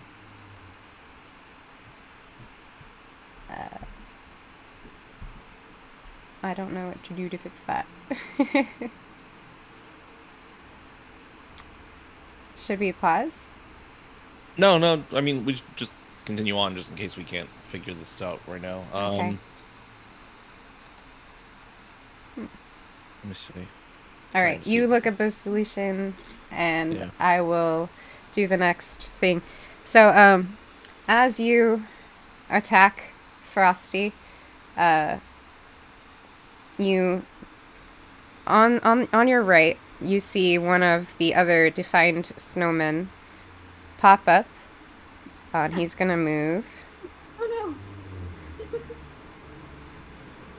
right next to you, Rainer.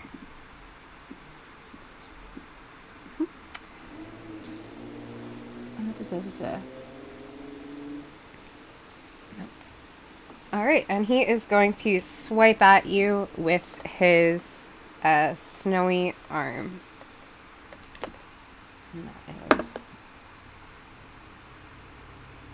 13 to hit. What was that? No, that doesn't hit me. Okay. And then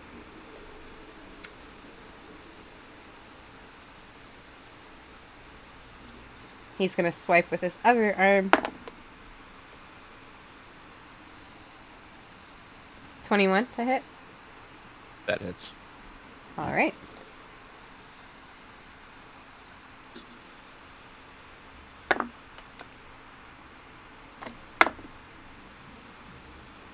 It does 5 normal damage plus 6 cold damage.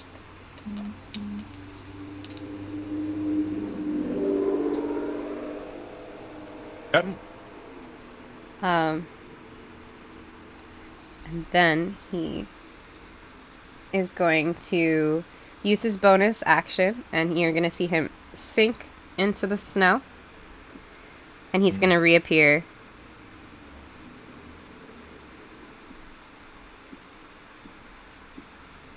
over here. And side note, because we were dealing with other things, I forgot that my steel defender gets a turn. He can't do any attacks or anything right now, but he's gonna move up next to me. Okay. Sounds good. And then up next is Throg. Throg is going to turn around and look at this thing that just appeared behind him and go, no thank you, and cast Chill Touch on them, which is a range spell. But don't worry, you rolled a 9. I'm almost positive that's not going to hit him. And then, as a bonus action, you will cast Spiritual Weapon. A little weapon doodad appears next to Frosty. Does a 12 hit him? The baby Frosty, not the main one. Oh, the small one? Yeah. The small snowman? Alright, how does DC work? Equals it. And then it hits. It's a hit, so I need to beat his armor class. So, but if it equals it, it hits?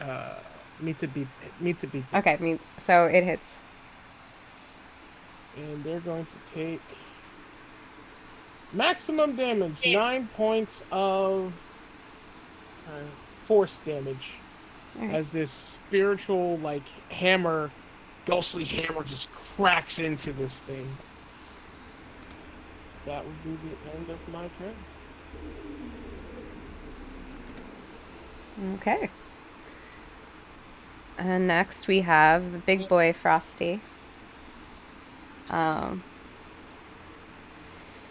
He is hurting. You guys hit him pretty hard, and he's angry because you hit him with fire, and he was just trying to be nice.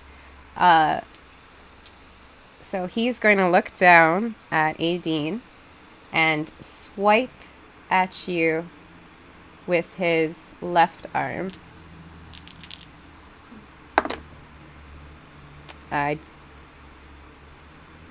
Does a 11 hit? It does not. Alright, he's going to swipe with his right arm. Does a 17 hit? It does, but I'm going to cast Shield. Alright, how does that work? When I put my shield up, it's a reaction, and it adds a +5 to my armor class for the remainder of the round. So it does not hit. Okay. And then, seeing that he hasn't done much damage to you, he is going to turn and look at the flaming guy. And Rainer, I need you to roll me a Constitution saving throw.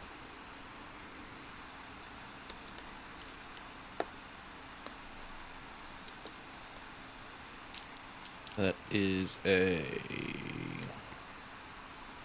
19. All right, you save.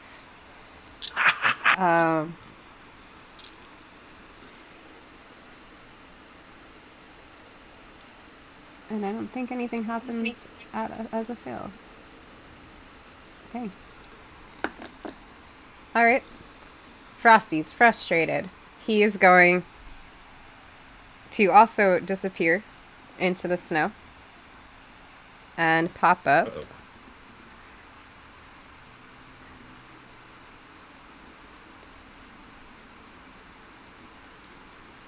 Hold on. I need to use the ruler now. Do I get a reaction when he Nope. goes away from me? No. Okay. No, he disengages completely. Also spend your reaction on shield. True. He's gonna pop up. Cool. Next to his buddy back here.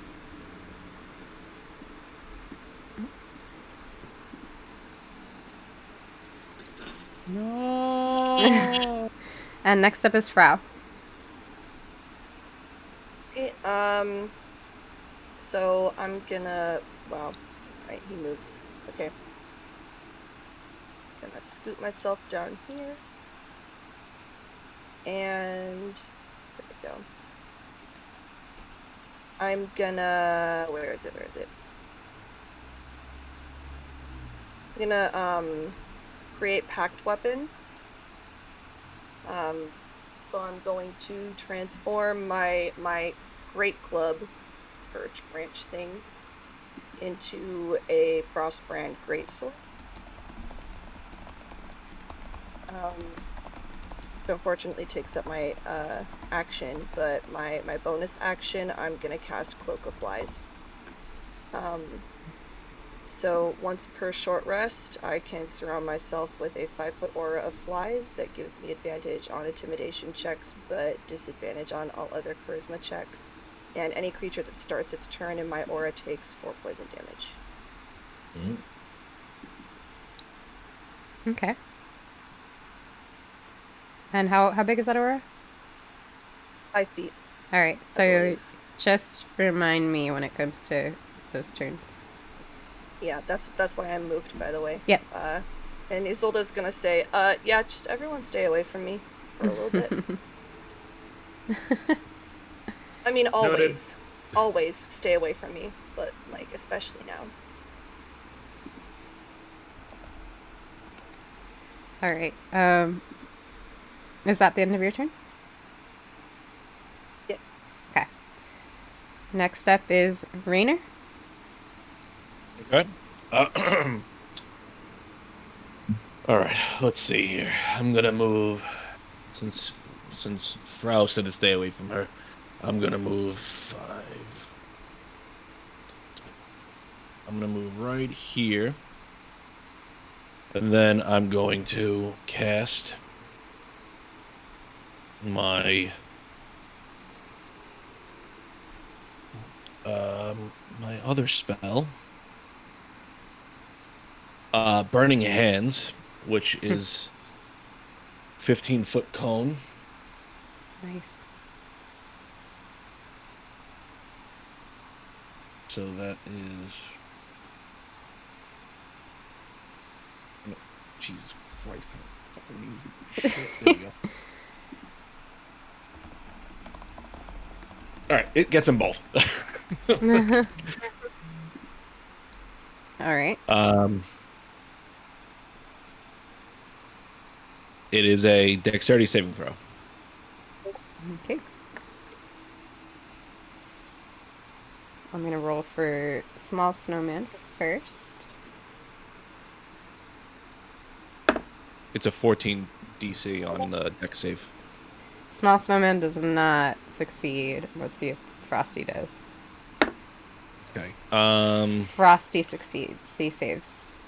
Okay, so they both take damage, but Frosty takes half. That is 10, 13 fire damage. That's full. That's the full. So, Okay. and then it's 6 on the half. But so 12 on Frosty. 26 on little guy, 12 on Frosty. Dang. Wait, why is it doubled? I assume they were resistant. Not their weakness is Nope. fire, considering. Oh, It has an effect, but not doubled. So, can you tell me the non-doubled? 13 was the normal. So Okay. So. And then I need like a calculator.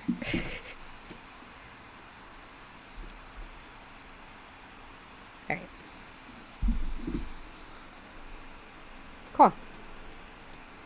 Is that the end of your turn? Yeah, I'll leave that at the end of my turn. All right. Up next, we have. Bum, bum, bum. He's coming. The third snowman that nobody looked at sees his buddies getting messed up, and he's gonna go and try to attack 18. So 18, he's gonna swipe at you with his arm. First with his right arm. Does a 14 hit.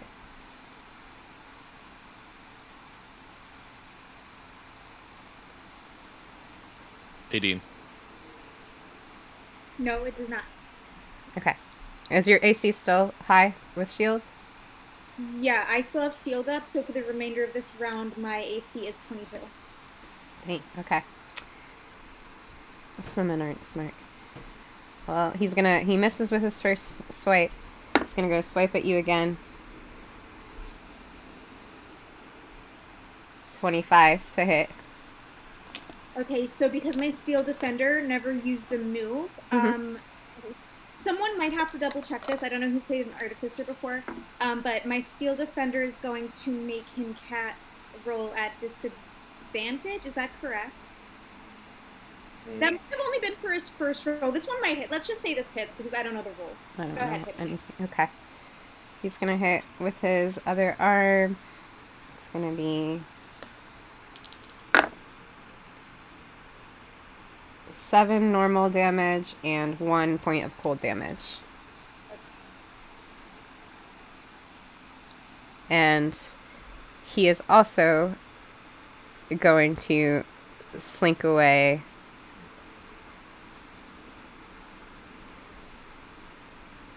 and be right next to Big Frosty. And that'll bring us to the top of the round with Karis, and with 18 on deck. All right, so I was in the process of readying a spell, and no one ever got close enough for me to complete it, They so disappeared. that magic fizzles. But I'm also still useful from a distance. So, like any good warlock, I'm going to turn and cast Eldritch Blast at the big guy. Awesome. Okay. And how does that work? Let's roll some damage. The first run is a 26 to hit, nat 19. That hits. Cool beans. That's going to be 8 damage on the first blast. Alright. But it shoots 2. Yep. And... Oh, actually, I apologize. Does it... Indirect flames? Make 7 attack rolls. The second attack is a 8 overall, so I think that's a miss. That does not hit. Okay. That's my attack. And then I'm going to move 5, 10, 15, 20, 25. Just keep moving. All right, there we go. And that's my turn. Alright. Next up is 18. Alright, I am moving right up on Cross. I am smiling at him, and I'm going to say, "Have a nice day!" And then I'm going to hit him with my Great Club. Regular hit. Alright. Oops, I accidentally rolled on my hit. Hold on. Just going to take it. That was a 14 to hit. That hits. Okay.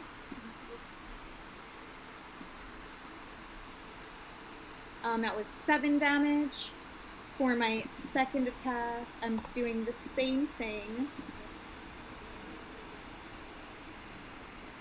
That one is an 18 to hit. That also hits. So Dang, you guys are kicking Frosty's butt. that one is 10 damage. And then as my bonus action, I'm actually going to have G run up and force empowered rear end him. Yes. Ooh, that was great. 16 plus, that was a 23 to hit. Hits. And that's 9 force damage.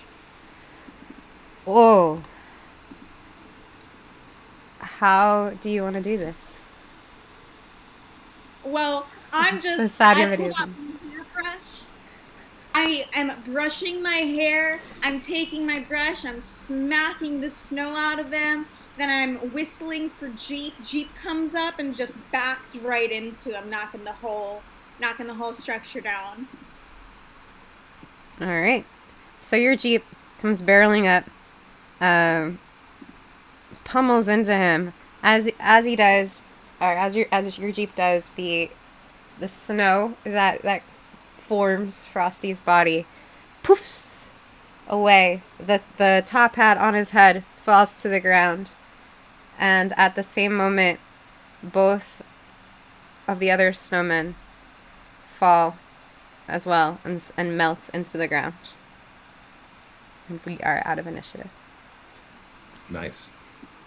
Wow, you guys kicked Frosty's butt. Crazy. All right, but we are going to take another short break. I want to fix the tech issues and make sure I can get Taz's video back up. So, do our characters get a short rest? Is this a break for us? This is not a safe place to take a short rest, but this is for us. We're going to take a really short break so I can fix the tech stuff. So thanks for tuning in so far. We've got more adventure happening. I hope you'll be with us when we return. Bye. Be right back. Yeah.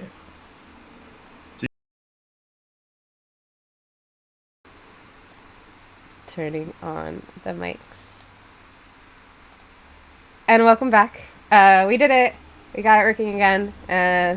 Knock on wood. Great. So you all defeated Frosty and his 2 snowman minions. Feeling a little surprised after that encounter.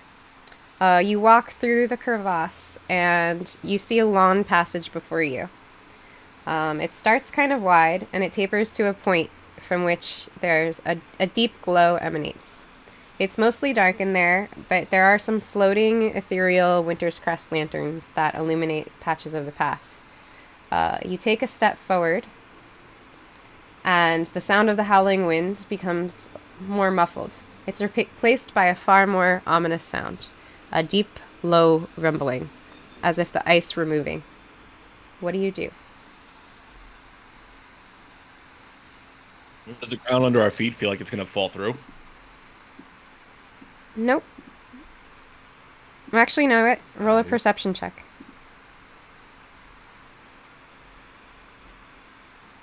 $13. No, the ground feels stable. I'm going to keep trucking. Instead of checking down, I check up. Do the cliff walls, the ravine look stable? Is something coming down above us, like avalanche status? You can't see the sky very well, but what you do see is that the edges of the crevice definitely come to like touch each other at the top. Okay. But it's very, very high up. In spots, you can still see a little bit of sky. In spots, it's mostly covered by ice. Okay. But overall, nothing looks like it's coming down on us. No. Okay, cool. Um, Karis holds his staff and grips his shield and kind of just is ready for whatever is making this noise. Cool. All right. I am missing somebody on the map, right? Yes. Okay. If you guys could place yourself in your marching order. Yeah. I need to move up more, let me know.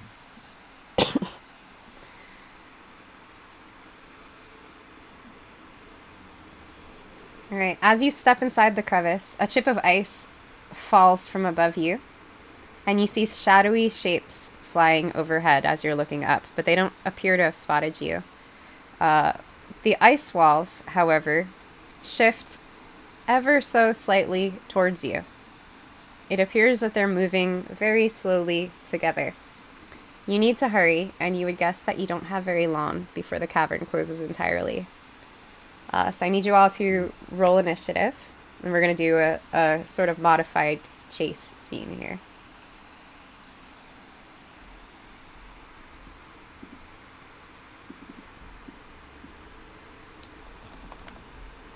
Should have just kept the initiative table. I rolled like garbage. Not as bad as me. Not as bad as me. Don't worry, guys. I got this. I rolled it. I rolled pretty well, actually. I'll be first through the cavern. I'll be sure to wait for you guys at the end. No worries. Yeah. Well, I'll just pile on the Jeep. All right. Everyone on this adorable Power Wheels. Sketching. Karis, what did you roll? You said you rolled good? I got a 21 overall. Nice.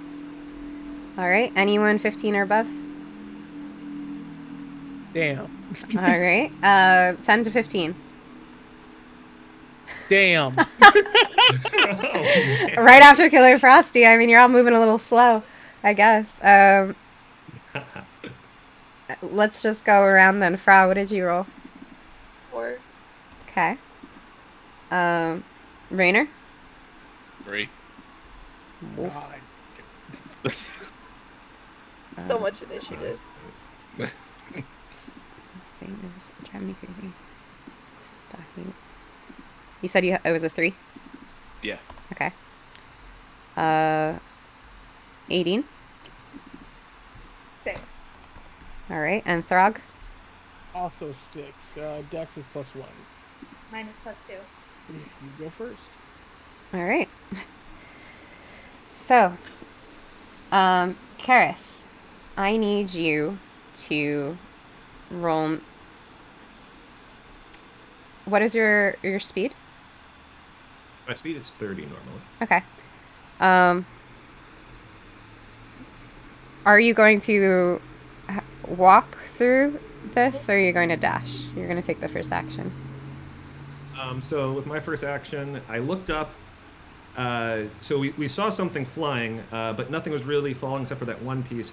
I would run, but I also don't want to draw attention to us. Mm-hmm. So well, I'm Oh. going to try to stay in the shadows as much as I can. Real quick, I don't know if this will help, but whatever color the ground is in here, probably with snow or something, I'm going to make my armor look like snow so that it maybe help me not stand out as much.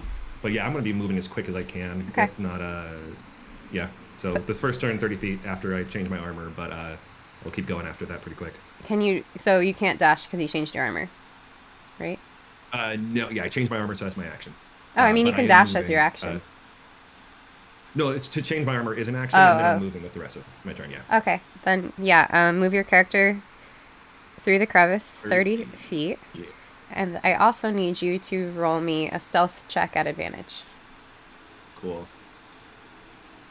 15, 20, 25, 30. Alright, a little diagonal bonus distance. And you said stealth. With advantage. Cool beans. Oh wow, I'm not good at stealth. Let's see, the first one, not great. 7. The second one. Alright, I'll take a 12 overall. All right. You run forward, nothing happens. 18, you are up next. Oh wow, really? Okay. I'm gonna hop on. Oh right, I'm gonna hop on Jeep and do all of his, its speed, which is 40 feet. Okay. Go ahead and move your token. I think the line does diagonal correctly, if I'm not mistaken. But use the ruler. Yeah. Yep. Get out of here.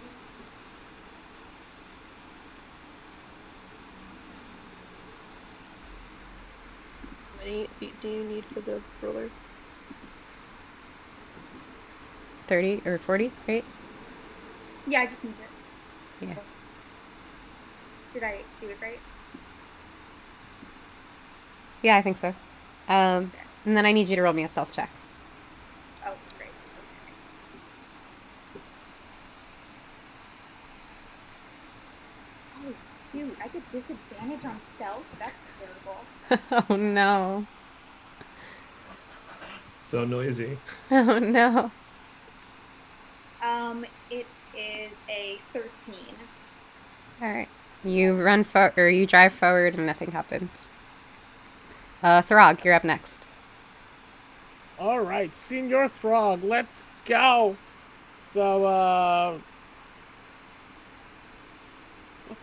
what's his survival nature? You know what? Throg's just gonna book it. Throg's just gonna run it. Just gonna run it. That's what Throg's gonna do.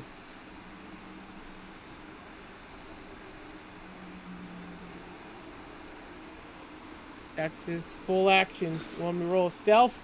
Yep. At disadvantage? Is it do you have to roll it at disadvantage? Because it could just be a normal I'm stealth. wearing the clanky armor. Clank, clank, clank, clank, clank. I rolled a 10.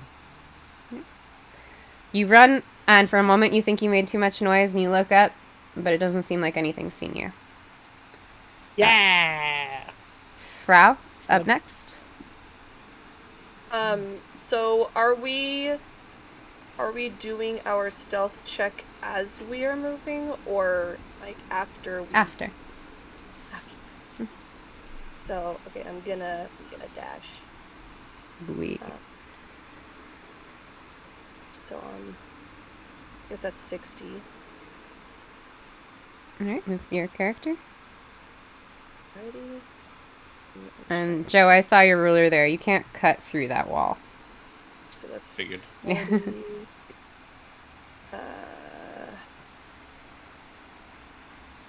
I guess I would end up right.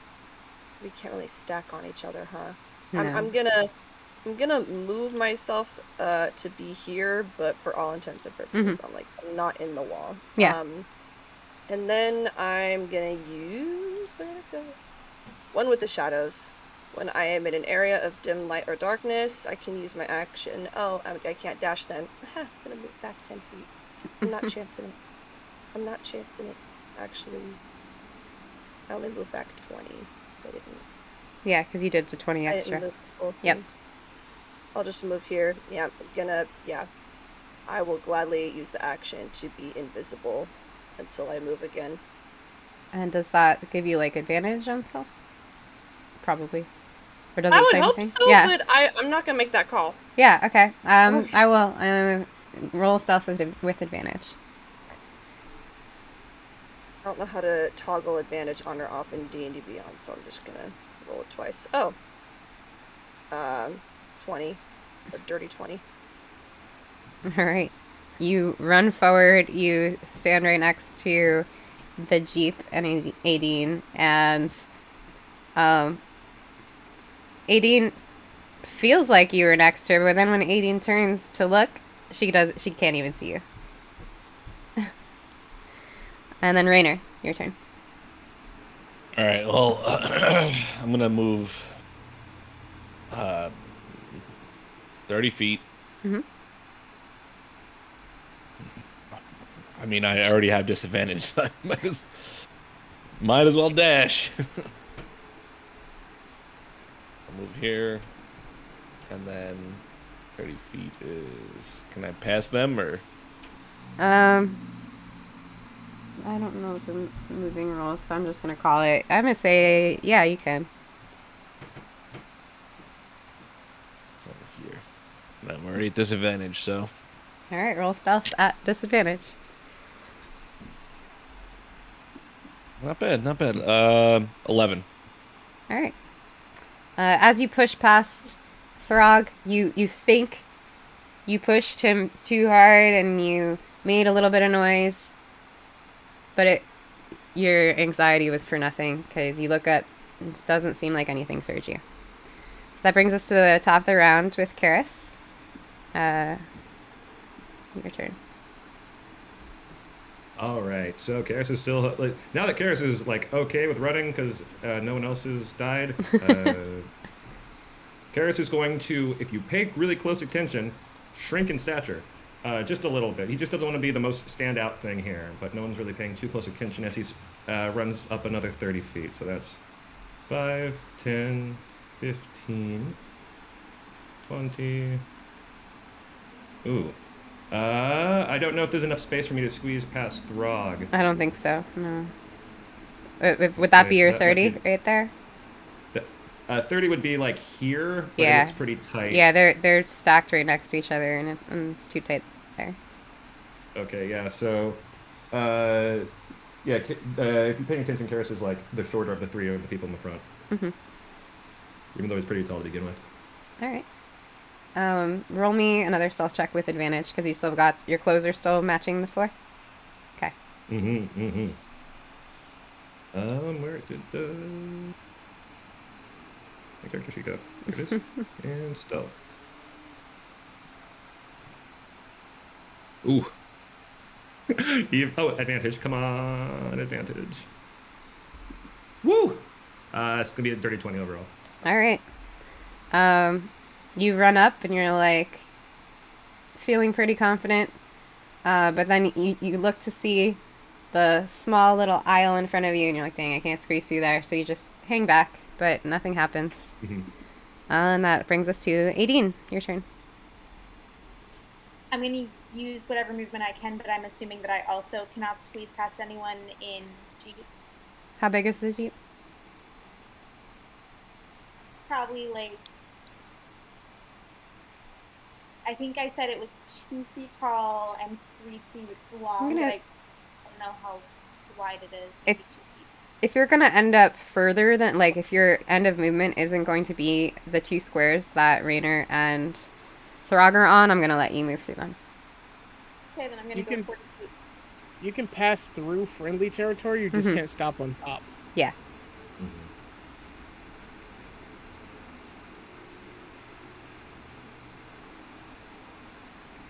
I wish I had, like, suspenseful music for this. And am I rolling for stealth again?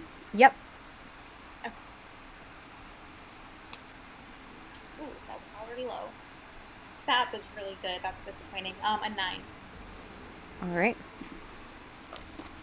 So you zoom forward, you pass Throg and Karis and Raynor. And nothing happens. Next up is Throg. I'm at disadvantage anyway.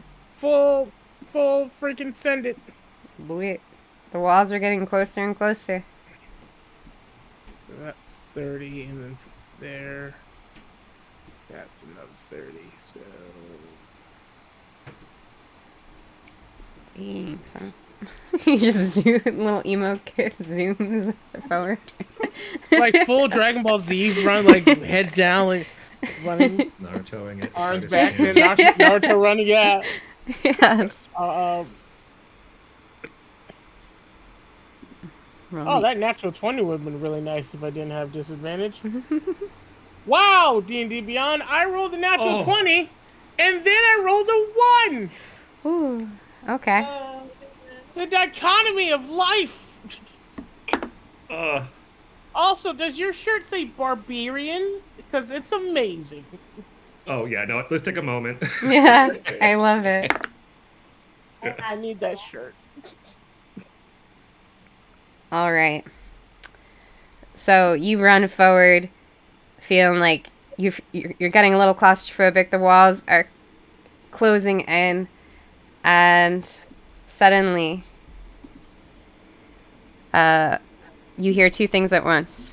The first is that you hear a god-awful screaming whinny from behind, and you look up to see I'm getting like an echo. Is anyone else getting an echo? Okay, weird. Well, you look up and you see one of these things come at you. Let me pull that When up. you speak, Joe lights up, so Yeah, that might be what that I does. do hear a tiny echo, I'm actually, sure, I mean, that's Joe. now that I'm listening for it. Sorry. I'm gonna pull up the picture for you all. Give me a second. So you look up and you see one of these things coming towards you. Reindeer. Oh boy. This Yeah, those look fun. is the reindeer. All right, let me close that window. I don't think they're here to play reindeer games. I don't think so. And Yeah, but I'll just give them congestion and they'll get like the best job in the house. Do those things have 6 eyes? maybe it's hard to see. He's gonna land One, right one here. for all of you. He's gonna land right there. And There's enough room from there to land. They're large Mhm. creatures. yes, there Good is. to know. This is his home. Good to know. All right, now I have to roll initiative for the reindeer. We're gonna use the same initiative order we've had.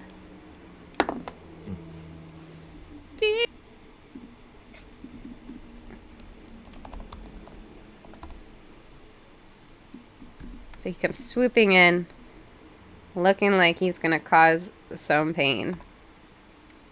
But right now he just looks angry. And I'm gonna sort. There we go. What do you all do? Well, whose turn is it? It is. My turn's over. Yeah, your turn's over, so it is actually Frau's turn.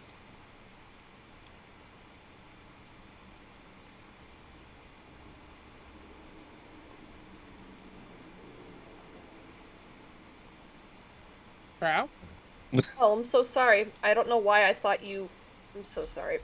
I thought you said Throg, not Frau. I'm so sorry. Okay, so that's definitely within range. I know I'm gonna uninvisible myself, but I'm gonna use Chill Touch. All right, tell me all about that. Okay, range of 120 feet. It's the one that Throg tried to use before, actually.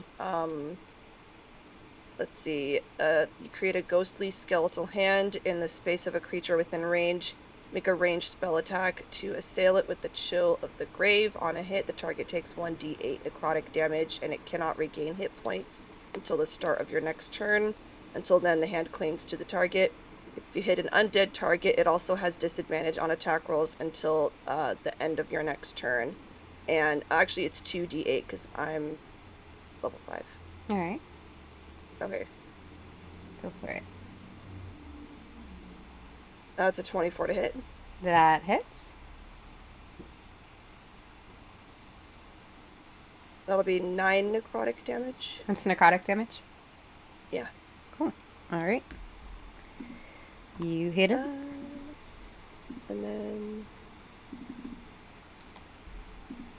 I have no bonus action actually, so I'm just gonna move 30 feet then. So I can be a little closer. I want to be on top of the. I don't think I'd be able to get past the Jeep, huh? No, not if that's your 25. Yeah. Yeah. I'll just move right behind it. That'll be the end of my turn. All right. The reindeer's turn is next, and he feels troubled. He's got one tasty treat on one end, but 4 on the other. So he makes a choice, and he's gonna come down right in front of Aideen. And he's going to take an attack. So he's gonna go to bite. You're still riding on the Jeep, right? Yes, and I genuinely have no idea how that affects anything. Okay, neither do I. So good. He's gonna try to take a bite at you, and does a 20 hits, correct? right? 20 hits. Not when I cast heal. Are you casting shield? Yeah. Okay. So he goes to bite you. He misses. But then he goes to gore you. With his antlers. And let's see if that hits. Nope. Totally misses. He gores the wall. And gets stuck there for a moment before shaking himself loose. And that ends his turn. Alright, so up next we have Rainer. Okay, can I move up past this reindeer or no? No. So I can't move at all. I'm gonna say, for the sake of this battle, you can move next to 18.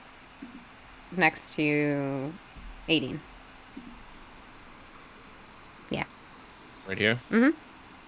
But I would not, there's not enough space for me to get bigger, I would assume. No, it's tiny little crevice. Okay, so that being said, I will whip out the axe and my shield and just swing away. Alright, let's do it. And I'm gonna give him guidance. Nice. I don't know if you can use that right now. I don't really know what I'm doing. Never mind. Bye. That first one is a 9 to hit, That does not hit. and the second attack is a natural 20. That will hit. I don't know crit rolls. So help me out here. That is, I rolled a 3, so 6 plus 5 is 11 slashing damage. Alright, what is crit rules? You roll the dice damage. You roll Okay. whatever you double whatever you roll. That's the word I was trying And to. did you do that with the number you gave me? Yes, I did. Alright, so what was the number? 11 slashing damage. Nice. Good job, good job. Is that your turn? Yep, that's all I can do on my without a bonus action. Alright, up next we have Karis. Alrighty, so Pain Deer is closer than I would like it to be. So I'm going to cast a spell on it. Do we? If I look up, well, I don't want to devote the next 6 seconds to looking for others, but have we noticed any other motion above us or around us? Are we alone fighting this Pain Deer, or is there a herd of them? Any signs? You don't that see any we've others. already caught? Yeah. Okay, cool. So then I'm going to cast. With my bonus action, I'm going to hex it. And then I'll cast Eldritch Blast with my action. Sweet. So casting. And I'll use a pack slot for a hex. Just so I can get that back sooner than later. And just for those playing the home game, Hex is a 1 bonus action, 90-foot range, verbal, somatic material. You place a curse on the creature that you can see within range. Until the spell ends, you deal an extra d6 necrotic damage to the target whenever you hit it with an attack. Also, I can choose one ability when I cast a spell, and the target has disadvantage on ability checks made with the chosen ability. And did it look strong? From Does it your look like cursory glance, yes. Cool, so I'll target Stren. Okay. You know, make sure it's got a hard time to push us or something. Mm-hmm. And then I will attack it with Eldritch Blast. Alright. Does 21 hit? That hits. Cool. That's going to be 4 damage plus... Can I get a d6, please? Okay.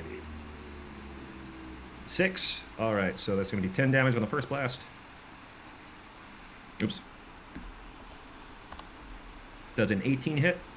Yeah, it hits as well. Cool. So the second one is going to be 5, and what was that? 4, 5 and 9, so 14 damage on the second one. Dang. Alright. And that's me. The pain deer is starting to look a little rough. Actually, I will move up a little bit, though. Sorry. Alright. And then it's Aideen's turn. Yes.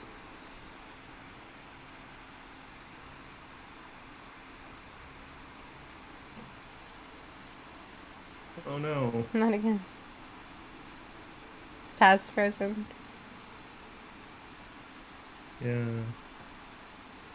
No.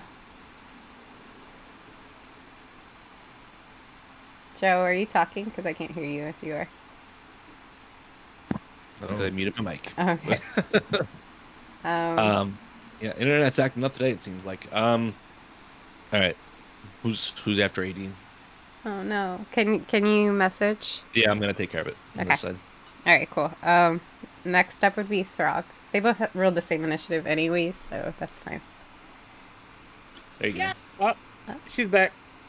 This literally never happens. I don't know what's going on. Do you have Sorry. her, Jen? No, do you? Yeah. I do. Okay, I do not. I'm gonna do the disable video back. And if this happens again, I will pause again and see if we can fix it. But let's see if her video comes back for me. This is so frustrating. I'm sorry. It's all good. But you can talk through your turn for now. Again. Okay. Yeah, this. I'm using my great club for both of my attacks. First roll is a 15. That hits. Second roll was a nat 20. I wish I was on video for that. Okay. I'll do regular roll. 1d plus 5. 8. Let me write this. 8 plus 13 damage for my regular roll. Now, how do you want us to do nat 20s? Max out and then roll? Or how do you do nat 20s? Roll the dice, double it, and then add your modifiers. Okay. Cool. Everybody does it differently. Mm-hmm.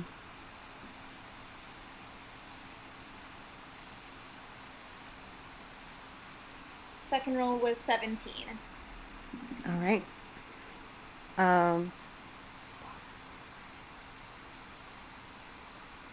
I'm gonna fix this video. Sorry, it seems abrupt, but I'm gonna fix it and be back in like 30 seconds or less. Thank you for your patience.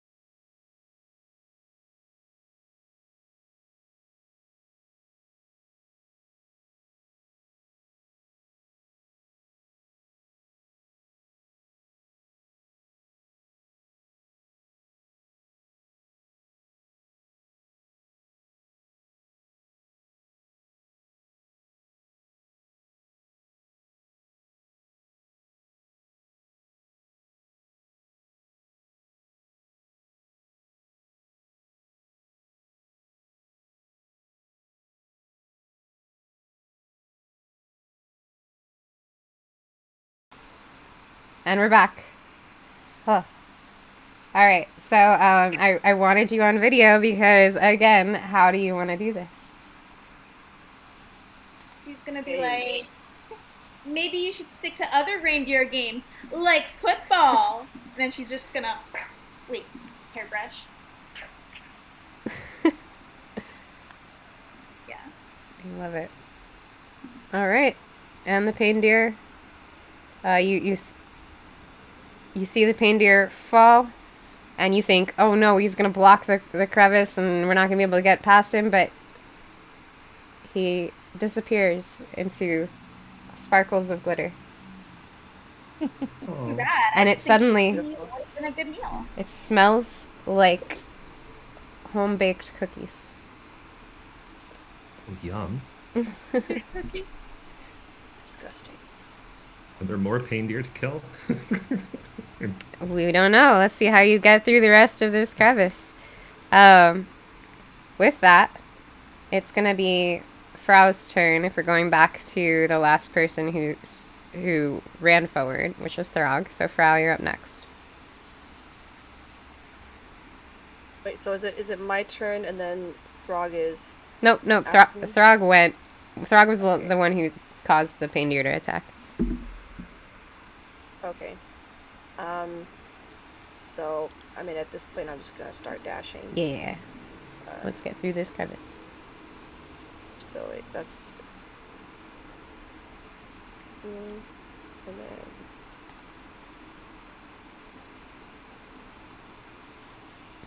I'll just pick one. Just... boop. Since I dashed, I can't, like... can't use one with the shadow, so I'm just gonna... I'm assuming are we still rolling for stealth, or, Yep. or is it at this point they just know we're here? You're still rolling for stealth.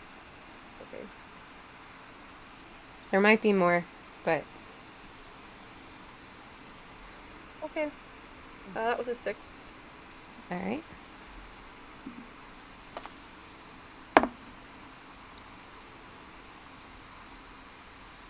All right, you run forward, and as you run, you feel something. You bump into the wall as you go to pass Throg. And Throg, I need you to roll me a dexterity saving throw. 9? All right. So as Frau runs past you and bumps into the wall, an icicle falls from above. You failed to dodge it, and you take...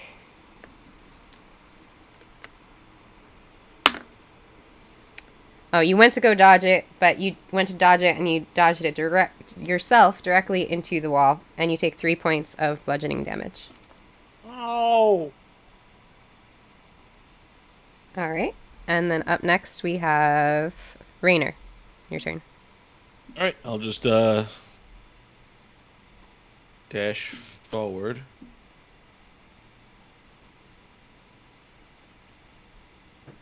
So 5, 10, 15, 20, 25, 30, 35,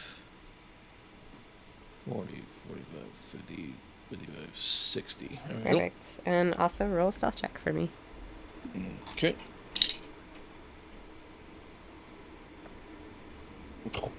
That's a 2. Okay.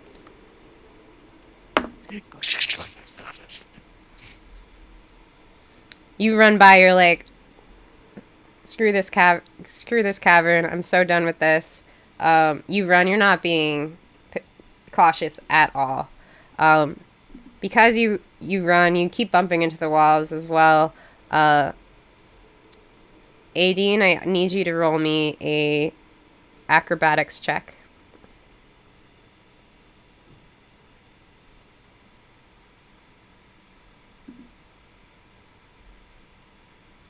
Ooh, that was a 19. All right. So, you see a large boulder of ice start to fall from above, and you think it's going to land right in front of you. But right before, probably about 20 feet up in the air, it gets wedged in between the walls and doesn't fall. All right, so who's up next in the initiative order? It is Karis. All right. I'm just going to put my shield above my head, not really doing much with it, and double move. 5, 10, 15, 20, 30. You're about halfway there. Time. Yep.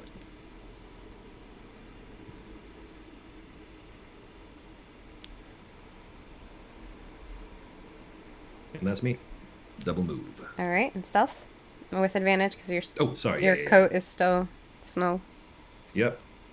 I am still in my Arctic camo.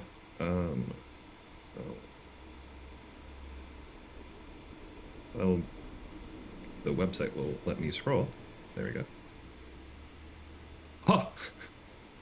Natural one for a 3. With advantage? Oh, you know, you'd think if I've rolled it so far this many times with it. Oh, the duality of man. I don't know if anyone else is watching the D&D Beyond dice rolls. Was it a 20? I rolled a nat 1, then I rolled a 20. Nice. Gotta balance out Lamar. So All right. Well, 22 overall. yeah, you are sly and slimy, and you get right there. Nothing happens. Next up, we have Awesome. Aideen. Alright, I just learned, thank you, that you can still dash even on my Jeep. So, am I able to get past everyone? As long as you land not on them, you are.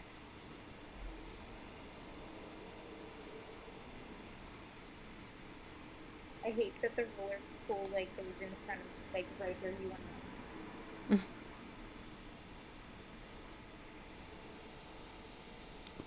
Do it.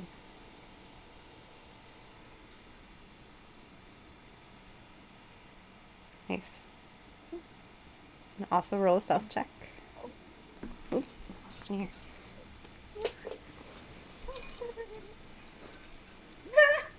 I rolled a 5 and then I rolled a 4 plus 2, 6. Oh no. Okay. Oh no! Alright, let's see what happens. Alright, so you zoom forward into this more open area, and you hear another whinny from above. You look up, and you see another pain deer swooping down. He swoops down into the cavern, but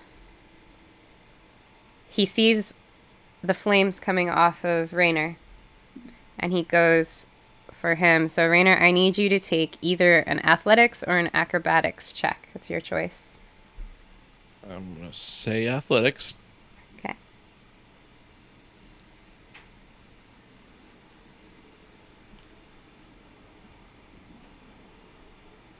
Eight. All right. So the pain deer swoops down. It doesn't seem like he's gonna land. And he comes at you. Who's forward? He slams right into you before using you as a launching pad and leaping back into the air. You get pushed back 20 feet of movement, and you take 4 points of damage, bludgeoning damage. Isolda's like behind him. Mhm. Does that? Let's say Am he I got okay?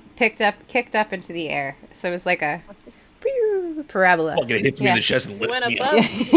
Yeah, yeah, yeah.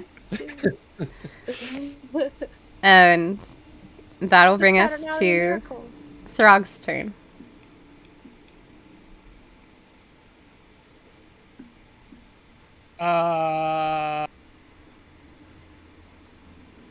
Not my horse, not my farm. Moving away from the issues as much as possible. Do we? Dun dun dun dun dun. Here we go. Let me roll this disadvantage stealth. That's either a 17 or an 18. So Wow. 17. Yeah, just dab on him. Dab on him. Dab on him. All right, nothing happens. Up next, Frau. Great. We're gonna dash again. Do it. Get out of here. Yeah. Let's see.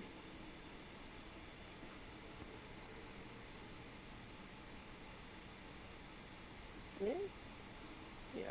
I think I can move there. And then disadvantage. No, just regular. A 7. All right. You dash forward. You are not liking this cavern experience either. You've seen 2 pain deer so far. You don't know what's going to happen next. But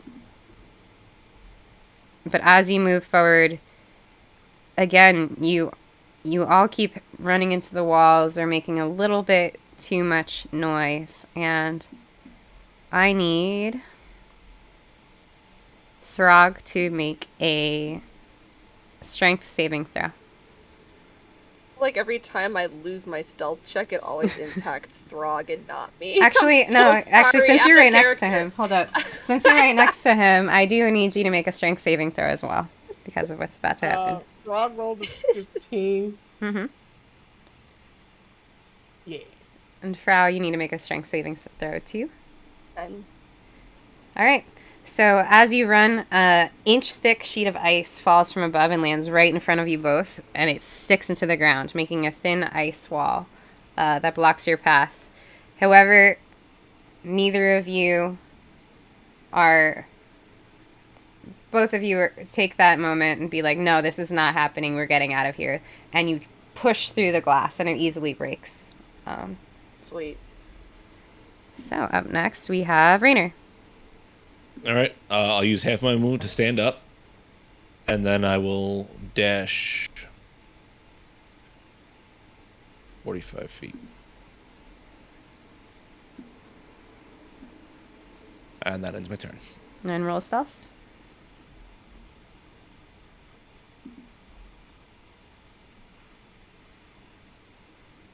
Fucking 19 and a 2. Oh. Oh, no. All right. Well.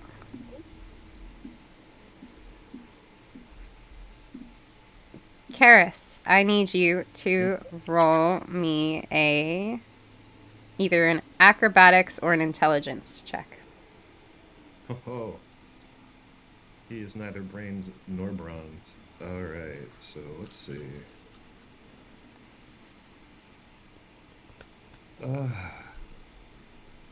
Did you say intelligence or acrobatics? Yep.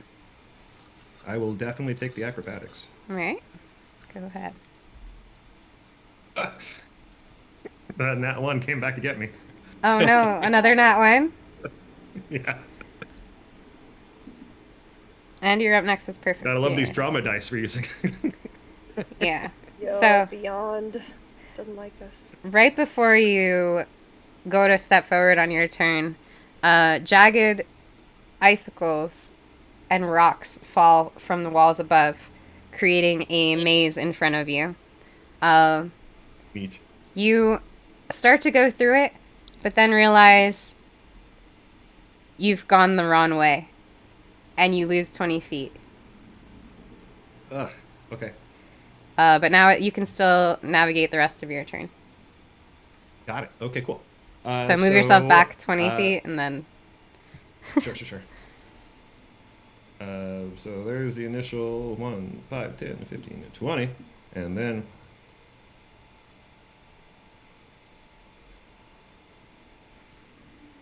And then I will sprint to make up time. Double move. You all are so close. So close. Yeah. Aideen, your We turn. died now. I'm going to go as far as I can, but do I get stopped by that wall? No, they broke it. Oh, they did? Okay. Yeah. Me.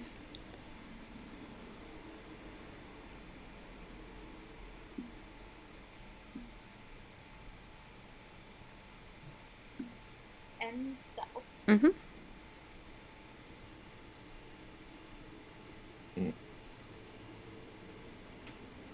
Oh, no.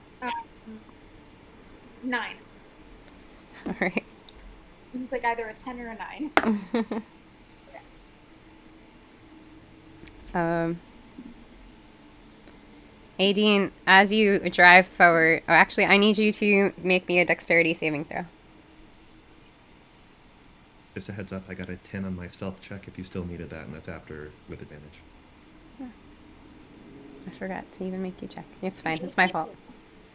No worries. So what did you get? You got an 18. All right. So you hit an icy patch, but this doesn't scare your Jeep. You manage to Mario Kart, like, slide on it. And you're totally fine. Up next, we have Throg. Are you back? Awesome. Throg, it is your turn. I think I can just walk through it. Oh, for God's sake. Let's see here. How far can I go?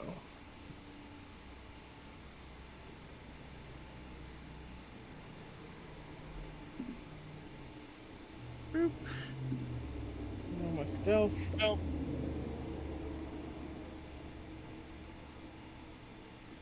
Can't get much worse than that.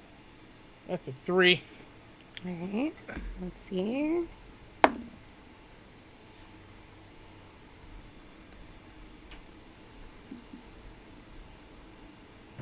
This is a long chase scene. I know. This is so long. Is there anything else that's gonna kill us? Because we're just gonna There run for could it. be. Well, I need you, Throg, as you run, I need you to make me a... Actually, no, not even a check. So, as you're running, some chunks of ice fall directly behind you and they explode as they hit the ground. The spray of shards shoots at you. And does a 13 hit. It does not. You manage to... The shards shoot everywhere, but directly on you. You escape unharmed. Yo. Next up, we've got Frau. Alright. It's dashing time. Mm-hmm. Get out. Dashing through this. Fuck this shit, I'm out. Yeah, I can do that. Wait, where? I think it was here. Yeah, that works. Okay. Just in case I won't move it. It was either here or like, here. Oh, that's a big old circle. Never mind. Mm-hmm. It's either here or here. But That's fine. just to be safe, you know. I'm cool with whatever. I can't. Mm. Okay. Try the stealth check again. 17. Cool. Nothing happens. Moving on to Rainer. Alright, I'm just going to double dash. Do it. Right there. Alright, and then as we turn, stealth check is fucking 3. Yeah, 3. Okay. You get all the bad rolls I know.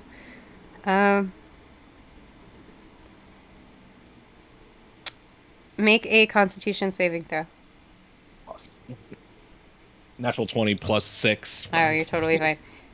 Some ice shattered in front of you, but you managed to block your face. It didn't get in your eyes or anything. As it's coming down, I see it, and I just flare up my produce flame and just melt it above me. Perfect. Karis, your turn. All right, Karis is running. Do it. That's We should be able to 5, finish 10, in... 20, 25, 30. Oops. Is this a valid square? Yeah. Cool. That's me. All right. Roll your stealth. Oh, yeah. I'll remember it the second we're out of here.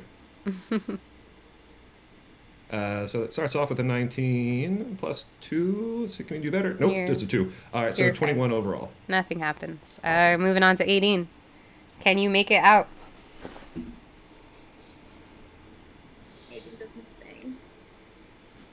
Yes! Yay!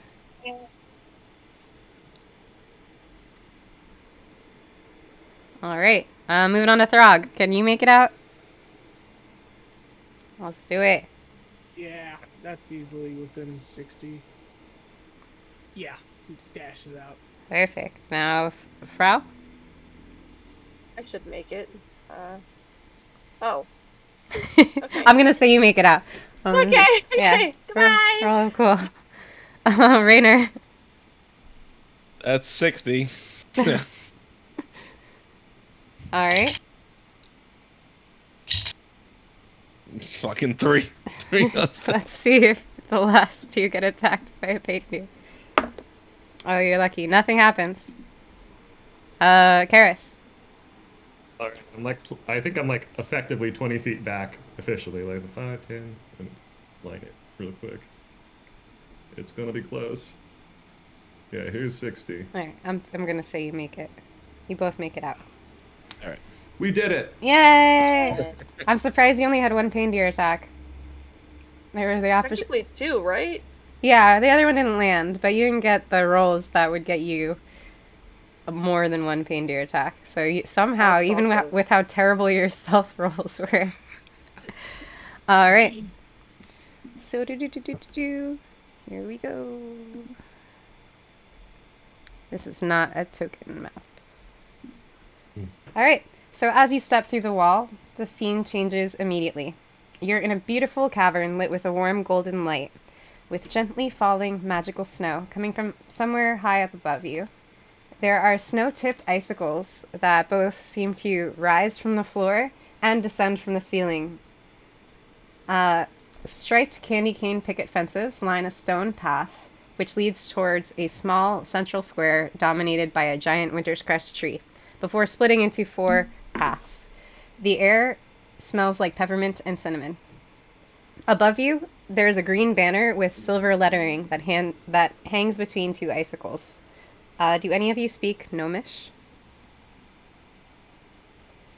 Like one of the only languages I don't speak. I actually do. Nice. I That's speak nice. Gnomish. I'm fluent in 4 languages.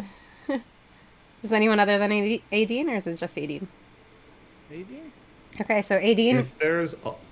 If there's a lot of Gnomish everywhere, I might spin the spell to cast Comprehend Languages, but if it's just one banner, no, I don't. Well, right now all you see is a banner. But there are some signs up ahead. But the banner, Okay. Aideen, you see, it says in Gnomish, he sees you when you're sleeping, he knows when you're awake. At the end of the 4 short paths, you see 3 gingerbread houses. And set in the center of the far wall down the 4th path, there's a tall stone archway, within which the air, when you look through the archway, has a shimmering water-like quality. And they each have tiny signs next to them.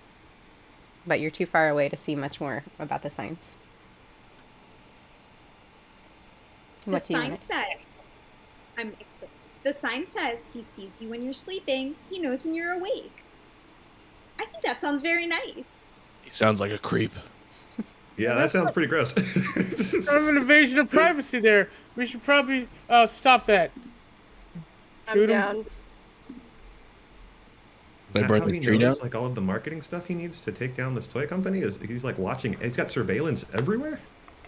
I'm surprised he's not one of my bounties from earlier, to be honest. Well, he is now. Wait, you want to just call this guy out? But we have to get a summoning tree. No, we should probably be a little bit more tactful because there's at least 3 houses here. They could all be full of extra people. There's enough people here to need signs to announce what's going on. So I might am easily get not. overwhelmed. I am not above setting the houses on fire to get someone's attention. Because remember, That sounds we're very kinda- effective. We're kind of evil. Clearly, I'm not stealthy. Well, They look like gingerbread. Yeah, it'll smell good when it's on fire. that's true. Eat our way through. All right. Well, Just holding fire like it's a baby. What do you? I can do it. Just give me the word. All right. well, we don't want to burn any. We got to figure out how he's doing this. So if we just light the houses on fire, we might lose the information that we're supposed to be taking back. So that might be a reason for us to not burn the entire North Pole to the ground. I just take the tree out, and then that'll call them all out to us. We can set the tree on fire? That does yeah, we send could quite definitely a set the message. tree on fire. It does send quite a message, and we are here to send a message. While we're having this conversation, hopefully not too loud, I'm going to try to see if there's like any windows that we can peer into or something to kind of keep an eye on if we're being watched as we stand in the center of town talking about. Oh, do you go to the center? Oh, I'm sorry. I felt like we were a little closer on the path, but I imagine we're at the beginning of the You're path. at the bottom. From where we came through, You're so. at the bottom, yeah. Got it. Okay, so as we're still talking about this, can I perceive through any of the windows or doors or anything to see if we're like looking at? Oh wow, there's like 37 people like in a window over there watching. You know, like something weird like that. Yeah. So you don't see any windows Perception at check. the. Okay. Oh wait, yeah. Roll your perception check. There you go. Mhm. I didn't know if my I'm excited. passive was going to be enough, but yeah. I will spin the action 1 second. Perception. Come on. 19 overall. All right. So from where you are, you're still at the bottom of the path. You don't see any windows facing you from either any of the gingerbread houses, but you do see some presents under the tree. How many presents are under the tree? There. That should give us an idea of the number of recipients. Karis says out loud. Good idea. There are eight presents under the tree. Okay. And there also seems to be light the tree on something fire. I think glowing. we can handle this. There also seems to be something glowing under the tree. Ooh. Okay. Well, then, I announce this in a hushed tone. Hey, guys, there's like 8 packages. If everyone here is deserving of work gifts at the end of the year, there should be at least 8 people who work here. I think we can take 8 of them. We nearly took 2 pain deer. I don't think these things are going to be flying large animals. So, yeah. But there's something glowing under the tree. Can anyone else see what that is? I don't want to walk out into the middle of the square yet. Throg will walk out to the middle of the square to look at him. Okay. Roll. Can I do like an investigation check on? Or do you all walk out? Yeah, I'll walk up. I'll walk Okay. up. Yeah. Let's do it. Karis is hanging back, but he is trying to stay unisolated. Mm-hmm. All right. If we're not trying to be stealthy, I have more to do. Are we being stealthy or no? No, I can't be stealthy. We're clanging like a Christmas bell. As I'm walking up, I'll just activate my runes of giant size and just swell to a large creature. And as he swells up, his skin darkens and almost looks like solid lava with the cracks of fire beneath. The whole right side of his face just explodes out into flames. Hell yeah. Santa! Yeah. all right. So you walk to the center of the tree. Yeah. Okay. You don't have to roll. No one has to roll me anything for what you see. You see the 8 packages, and then there's a ring of Winter's Crest lights, and the center. They're all lit, but the center is like shimmering in between them.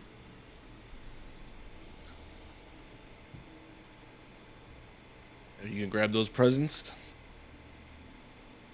Yeah, I'll grab the presents. I'm gonna shake the wanna- one that's glowing. Yeah, I want to see what that one. Oh no, the thing that was glowing is the ring of lights on the ground.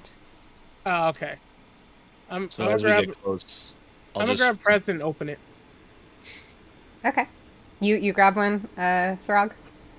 Mm-hmm. All right. You open it and you find a scroll. Are you gonna take a moment to look at it closer? Yeah, I would like to know what the scroll is. All right, this is a scroll of mass confusion. This magical scroll appears to be very powerful, but it requires a DC 50 intelligence check to decipher.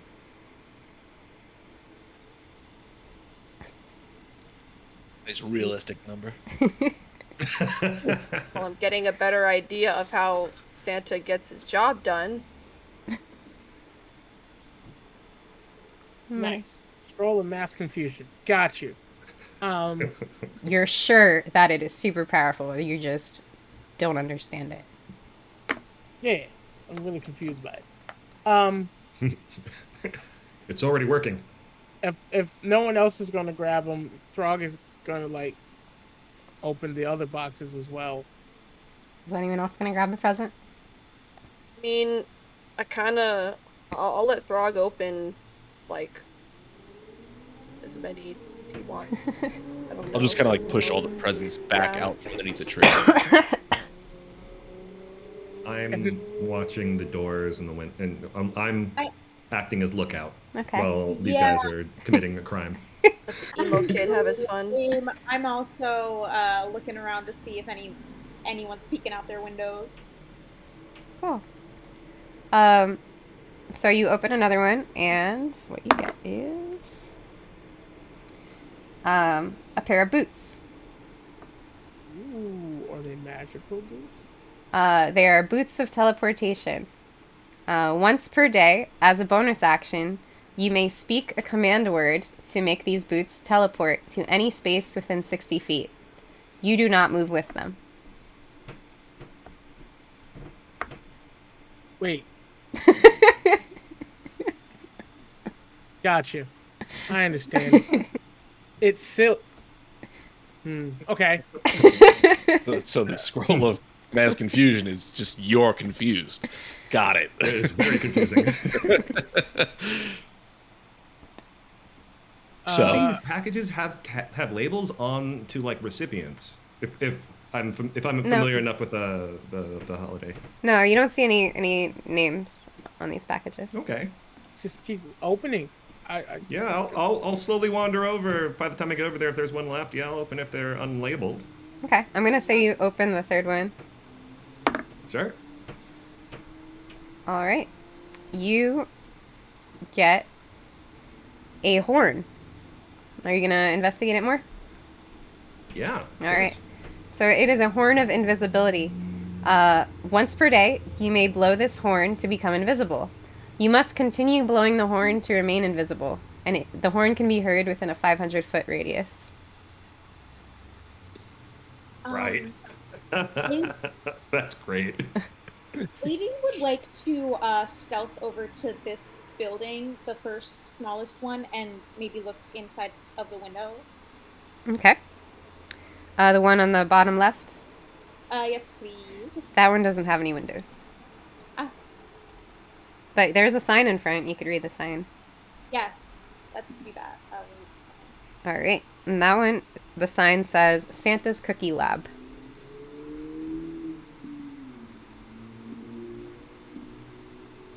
In Gnomish.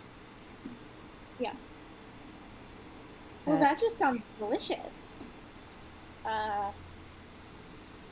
It's a D in R&D. Delicious. I will walk over to everyone and say, Princess Cookie. In fact, Aideen would like to continue walking around to see what every door says. Cool. While they're continuing to open presents. I'm going to open up... Is anyone opening up a fourth present? I'm just gonna torch this fucking tree. Yeah, no. Throg will open up every present unless someone else does. We can pull the presents out, and then that way the tree can be torched while it's opening. Right. Yeah. Yeah, we can watch the tree burn, open the gifts. It's a lovely affair. Okay. So I'm just gonna cast Produce Flame across my whole fucking body, and it swells up, like crawls up his body into his face, and just fucking belches out flames into this, like Godzilla against a fucking Muto. All right. Let's see. You know what? Not even. You successfully light. Actually, yeah, you successfully light the Winter's Crest tree on fire.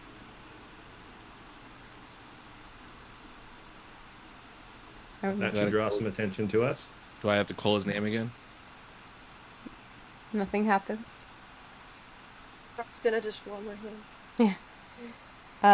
Throg, I'm gonna have you open another present.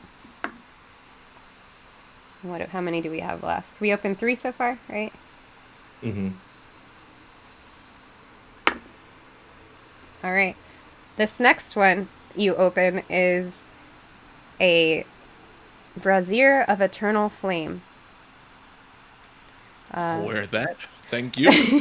This item this item is continually aflame and cannot be extinguished. It appears to be a very racy brazier. Ooh. Yeah. Giggity. Thank you. Is it hot to the touch? Yes. But not on the Okay. inside. Only the outside. Oh, fun. So it's like, don't fucking come near me. Kinda. Flaming. Yeah. I like that. There's something about Santa wearing a flaming brazier while watching children sleep that is just so charming. No, that's for Santa. That's not Ow. for Mrs. Claus. I forgive me for. I shouldn't have assumed. All right, and by this point, 80 and you got to the second house, the one on the top left corner, right? Is that where you went? 80?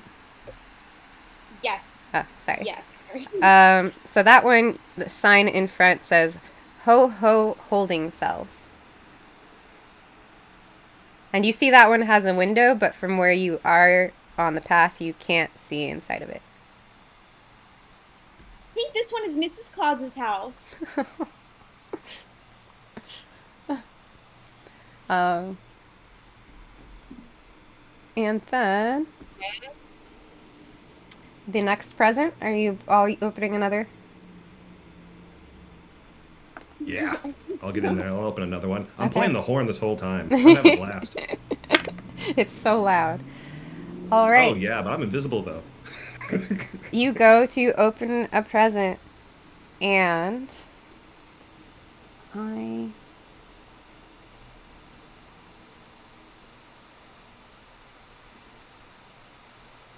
Okay. I need you to roll something. I'm reading. Death save. I need you to roll me a dexterity check. Okay. Just waiting for one of them to be a mimic. Just a Christmas Yeah. mimic. It's probably what I'm doing right now. This is a 15 overall. All right. You go to open the present, and the ribbon attached to the present goes to grab you, and you sneak away. I do need you all to roll initiative. Oh, no. You willed it into being. I know. That's why I was like, it was happening right before you said it, but yeah. You ever see a pristine treasure chest in a dungeon? Keep walking. So sorry. Never speaking again.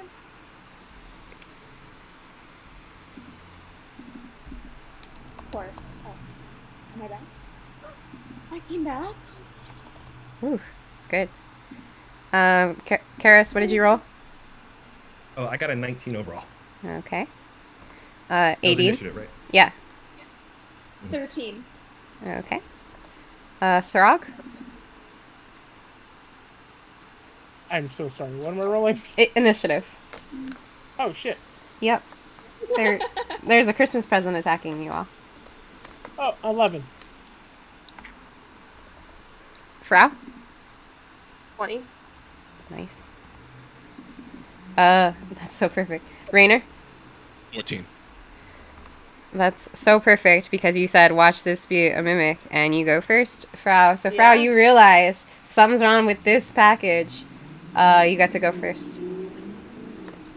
Alright. Yeah, I'm gonna use Chill Touch. All right. Wow. Does a 10 hit? That does not. Yeah. Then that's my turn. Okay. You want to move or anything? Oh, I guess we're playing Theater of the Mind for this one. Yeah, I'll chill here, I guess. Okay. Up next is Karis. I'm not. So, describe to me like my interaction with it? Like, is it attacking me? Am I touching it, or like do I You have were- a moment to like draw a weapon? You were touching it. It went to grapple you with its ribbons, and you stepped back. So you're probably still within 5 feet range, but Cool. seeing Frau step up and start to attack, you have more than enough time to get ready for your turn. Okay, cool. So I'm able to draw my weapon and attack. Yeah. Awesome, cool. So I will then draw my weapon, attack, and if I still have enough of my turn to cast a cantrip, I will cast Green Flame Blade. Mm-hmm. Wait. Yeah. So this attack will do an extra D8 of fire damage if it hits. And so let's see if it hits. Spear. Did a 12 hit? Yes, it does. Ooh, awesome. So it's going to be... Oops, that is not the right amount of damage. It will be this amount of damage. So it will be 9 damage plus a D8.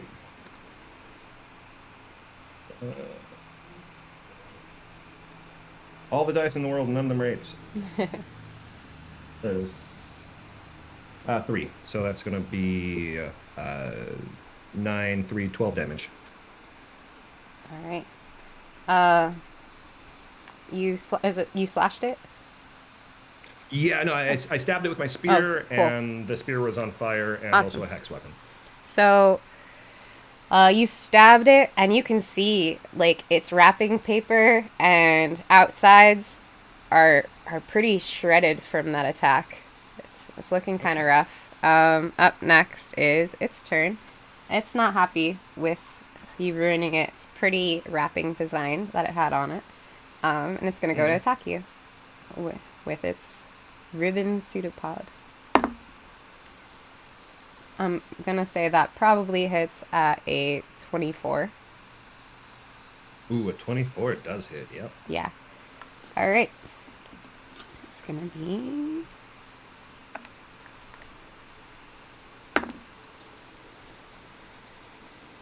$11 bludgeoning damage. Ouch. All right. And that's going to end its turn. And then up next we have Rainer. All right, I'm going to run up, attack it twice with my battle axe. All right. That's a 10, That misses. and that's a fucking 14. That hits. Yeah, right. I'm gonna hit it one time. That is 7 plus 6. 13 slashing damage. How do you want to do this? Just fucking one swing, slam it down the center of it, and just wait. Where is Santa? It was already looking rough. Now it looks like as if a large dog got too excited with a Christmas present and just tore it in a bazillion pieces. There's just wrapping paper all over the place, little puffs, and the mimic has fallen. It was a little baby mimic. Yeah, but I know which dwarf that was meant for. meanwhile, you finish fighting the mimic, and there doesn't appear to be any sounds or reactions to the tree on fire, the mimic fight. You don't see any movement. What would you like to do? No one cared about my horn? No one Okay. hears the horn. So what do we have? Three houses here, and what is that in the top? A gate? Yeah. I'm just gonna fucking book it to the gate. I don't know what's going. I want Santa. Yeah, I'm gonna do the same, but I'm gonna use thaumaturgy to just make my voice really loud and just say, Santa! Show yourself! Coward! Alright.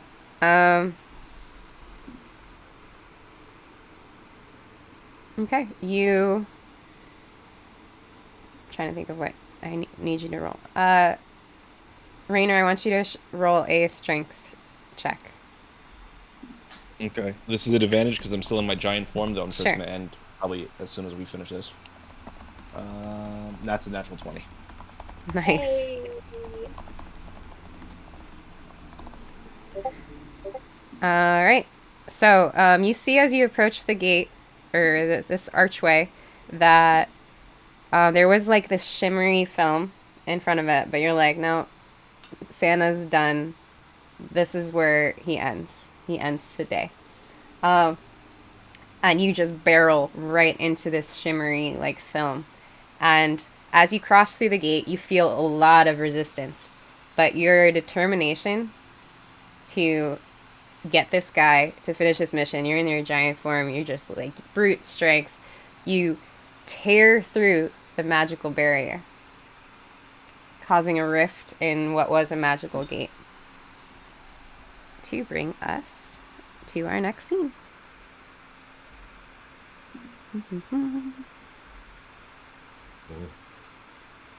All right. Dun, dun, dun. So, you step through the portal and you find yourself in a huge room.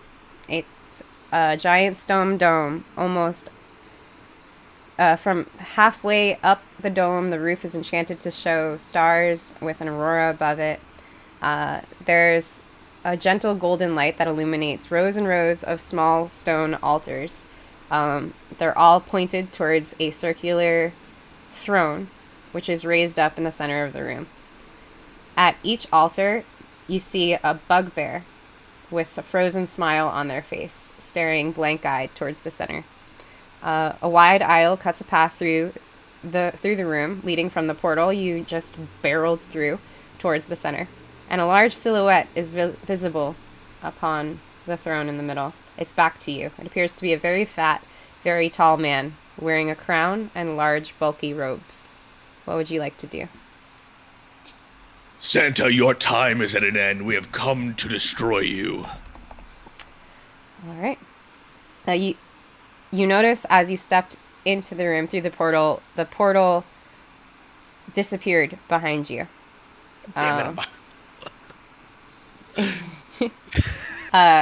You yell to Santa, and he turns around in his throne and smiles at you, and his jolly voice booms out, "Ho, ho, ho! Hello, children. Winter's Crest isn't until tomorrow." I'm turning Well, I've been a bad boy, and I'm here for my coal. I just activate my giant form again. You can put your tokens on the map too. And this is what Santa looks like. I don't want me making bread. Ooh. That's Santa. Jesus Christ. Wow.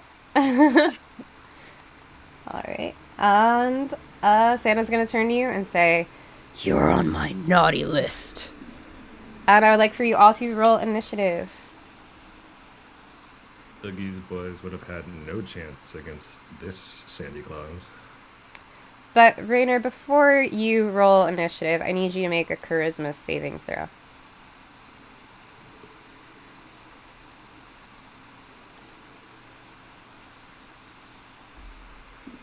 Uh, 15.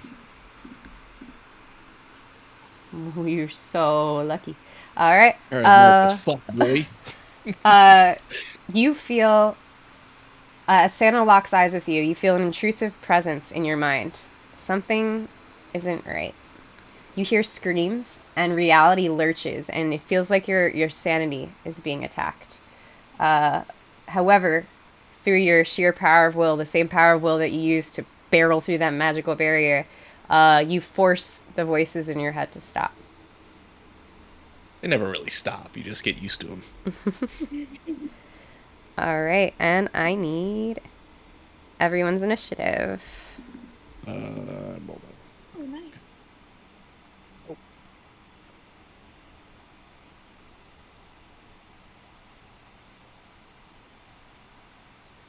You can just, Karis, what did you got? I got a 3. Ooh. Nat 1, yeah, that's great. Frau? 5. Rainer? 5. Oh, I have a 10 dex, so so Frap I'm then. assuming you go first. Yeah. 18. 21. Nice. Throg. Dirty 20. Nice. All right. So going first, we have Aideen. What would you like to do?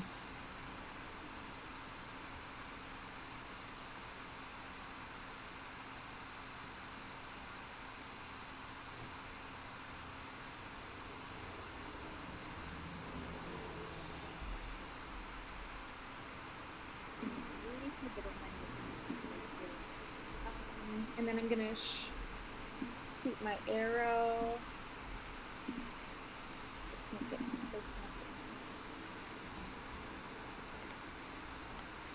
That was that was a nat 1 or a 6 for my first attack. That misses. Hey, second one was a 22. And that will hit. Yep. So that is 9 damage.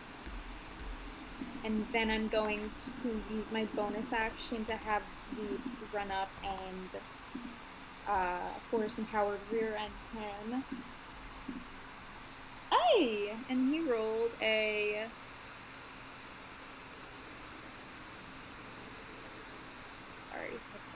26. All right, that'll hit.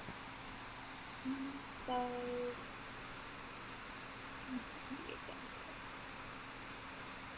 10 damage. Nice.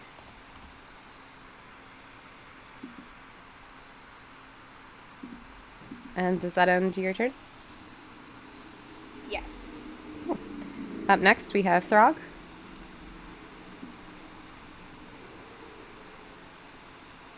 Okay, first thing. 5, 10, 5, 10, 15, 20, 25. Right there. Move. Cast Chill Touch on Santa. Does a 17 hit him? That hits. He's going to take 7 points of damage. And then, oh yeah, easy. Then cast Spiritual Weapon as a little ghostly mace appears next to Santa and takes a swipe at him. Ooh, 12. And that does not hit. A little wide, but that would be all of my actions. Great. And next up is Santa's turn. He is going to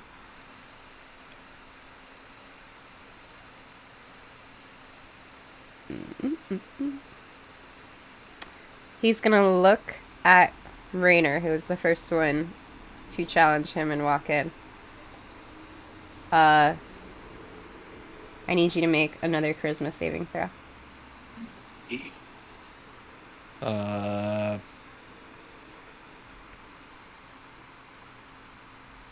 A 12. All right. You again feel this intrusive presence in your mind. And without even thinking, I need you to roll an attack. With my axe? Yep.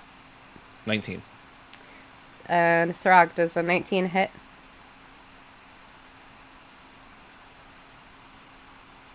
Unfortunately, yeah. All right. Roll damage. Raynor?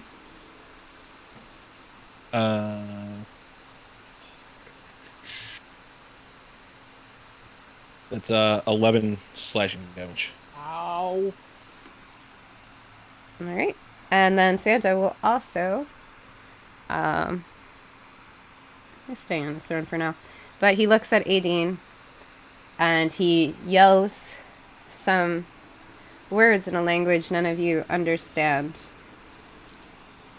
And you see one of the statues, or one of the like frozen bugbears begin to glow. And does a No, this totally hits. Does a 23 hit, 18? It does.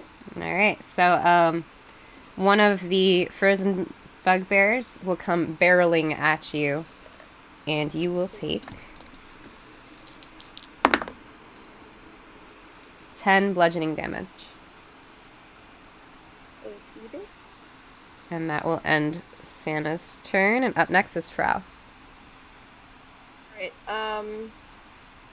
so I'm gonna go ahead and I gotta move first.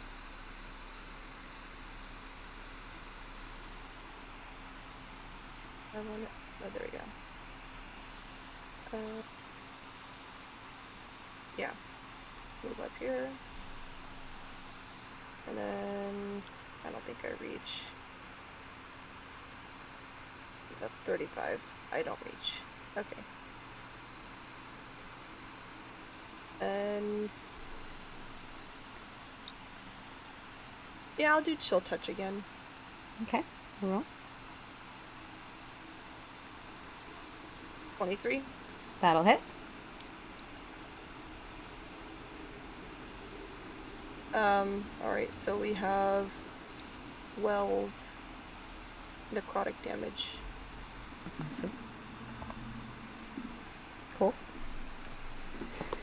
That will end my turn. All right, and Santa is going to take a legendary action. And he sees Karis out in the back, still near the portal. And he's going to again make one of the frozen bugbears glow and try to command it to move. Does a 15 hit? My armor class? Yeah. No, it does not. All right, so he That's about my he flings a frozen bugbear over in your direction, but you are still a little far off, so he misses you, and the frozen bugbear collides with the wall and shatters into a million pieces. Yikes. And up next is Rainer. I need you to make a charisma saving throw.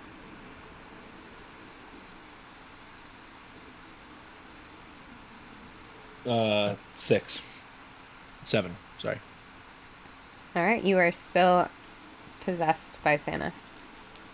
Son of a bee. Karis, it's your turn. Alrighty. Do I see the self-proclaimed leader of Rainer's Raiders attacking the Raiders? Yeah, you would see that. Because He's huge.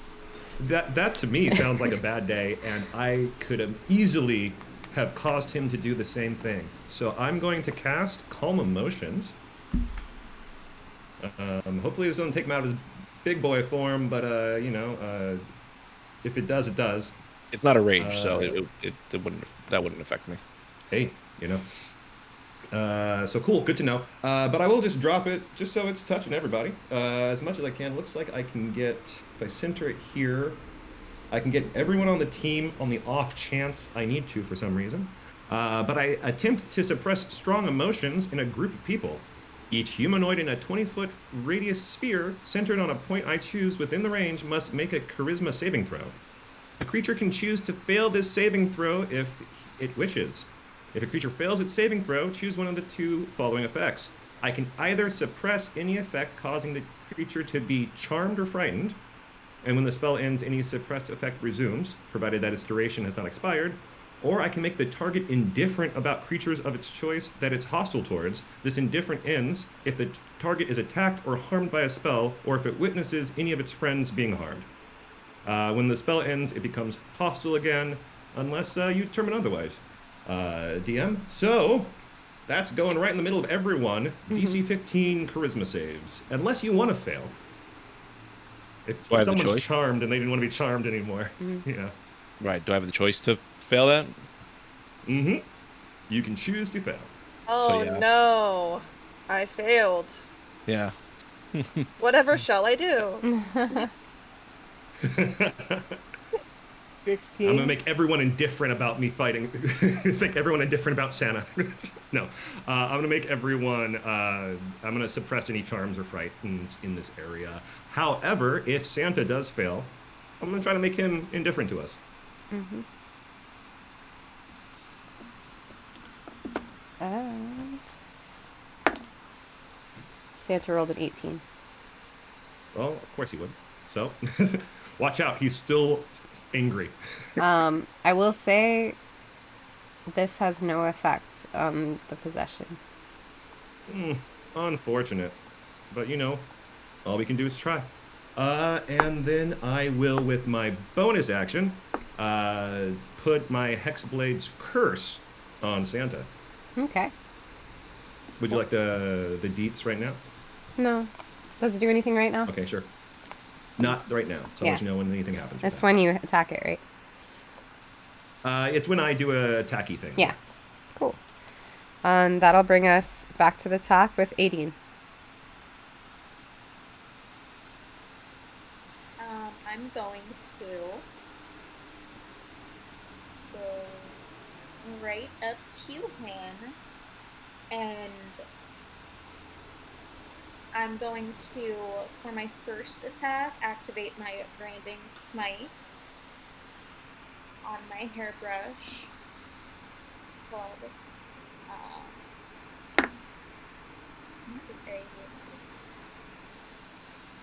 it's a 23 to hit. And that'll hit. But before I calculate that, we'll talk about your Jeep after. Yeah. Okay. 23 to hit. That hits. Yes.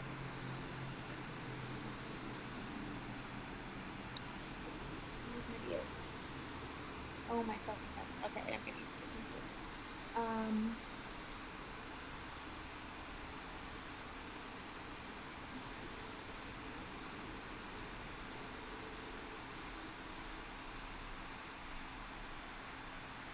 it. 18 damage. Nice. And then my second attack is just a regular great club hit. That is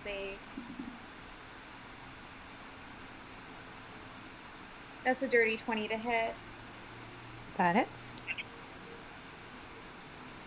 And then that's 11 damage. Nice. Crazy strong.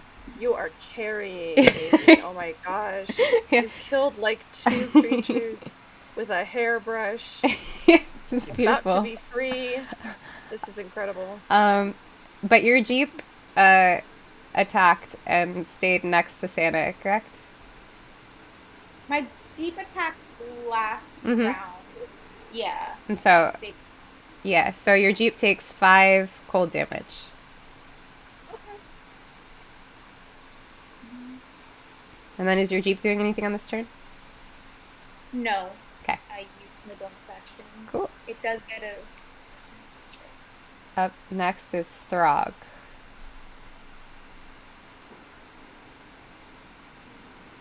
Walks up to Santa.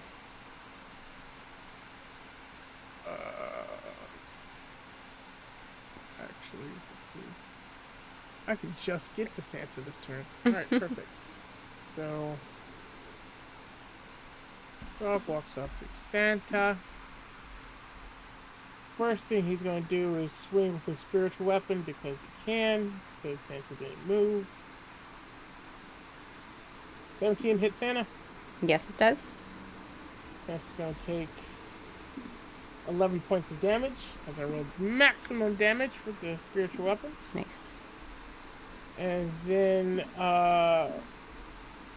Throg's wings are going to shoot out of his body as these ghostly demonic apparitions start like dancing around like ooga chaka, ooga ooga ooga chaka, and he casts Spirit Guardians. Nice. Which is he get a save for that?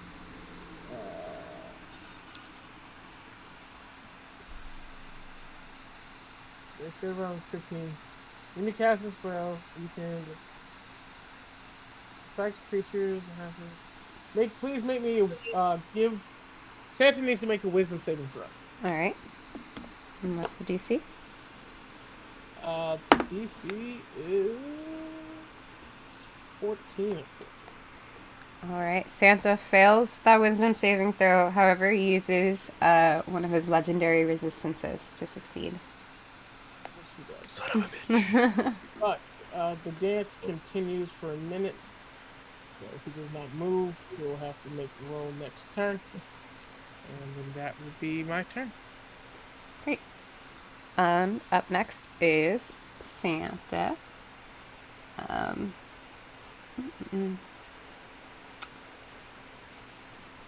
He is going to go ho ho ho, and I need actually no, you don't get to. There's no roll. There's no save. I need both. Well, including the Jeep. Throg, Adine, and the Jeep all take 17 points of psychic damage. Jesus. You don't get a save for that at all? It says... Wait, did the Jeep hurt him? No, the Jeep doesn't take the damage. The Jeep actually... Sorry, the Jeep will heal 3 points of damage. It's a naughty or nice spell. Oh, that's fun. That's funny. Alright, and then Santa will stand up from the chair and swirl his coat, his big red furry coat, and he will reappear. He'll disappear and then reappear right here. And that is the end of Santa's turn. And up next is Frau. Okay. So, I apologize for how, like, wordy this spell is, but I'm gonna use Phantasmal Force. Mm-hmm.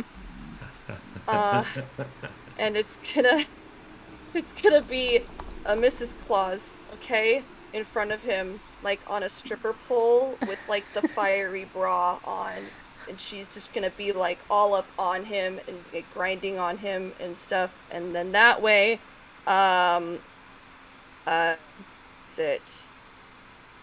okay, each round on my turn, it can deal 1d6 psychic damage if it's within the phantasm's area. So that would technically be like the flames. Mm-hmm. He thinks that they're real flames, but it's psychic damage instead of like fire damage. Yeah. So he has to do an intelligence save in order to know that that's not actually Mrs. Claus. All right. He failed. None of us are here. What is the intelligence DC? A 15. All right. He failed it, but he's going to use another legendary resistance to save. Ooh, so close. Hey. But does he We're knocking those know? out. So he knows it's fake. And he's pissed, so he's going to take a legendary action. And with that legendary action, Wait, if he failed, then technically he believes it like hardcore. but he used a legendary Oh, he resistance to save. Oh, To succeed, yeah. Oh, Sorry. that's bad. He Maybe, could I counterspell that? not a Or is that legendary Is that an resistance. ability? Oh, okay, Yeah. gotcha. He's just being awesome. Damn it! He's going to lean towards you, this giant Santa Claus, and try to smack you with his belly. Yeah. Does a 20 hit? Yeah, that would hit me. All right, let's roll damage.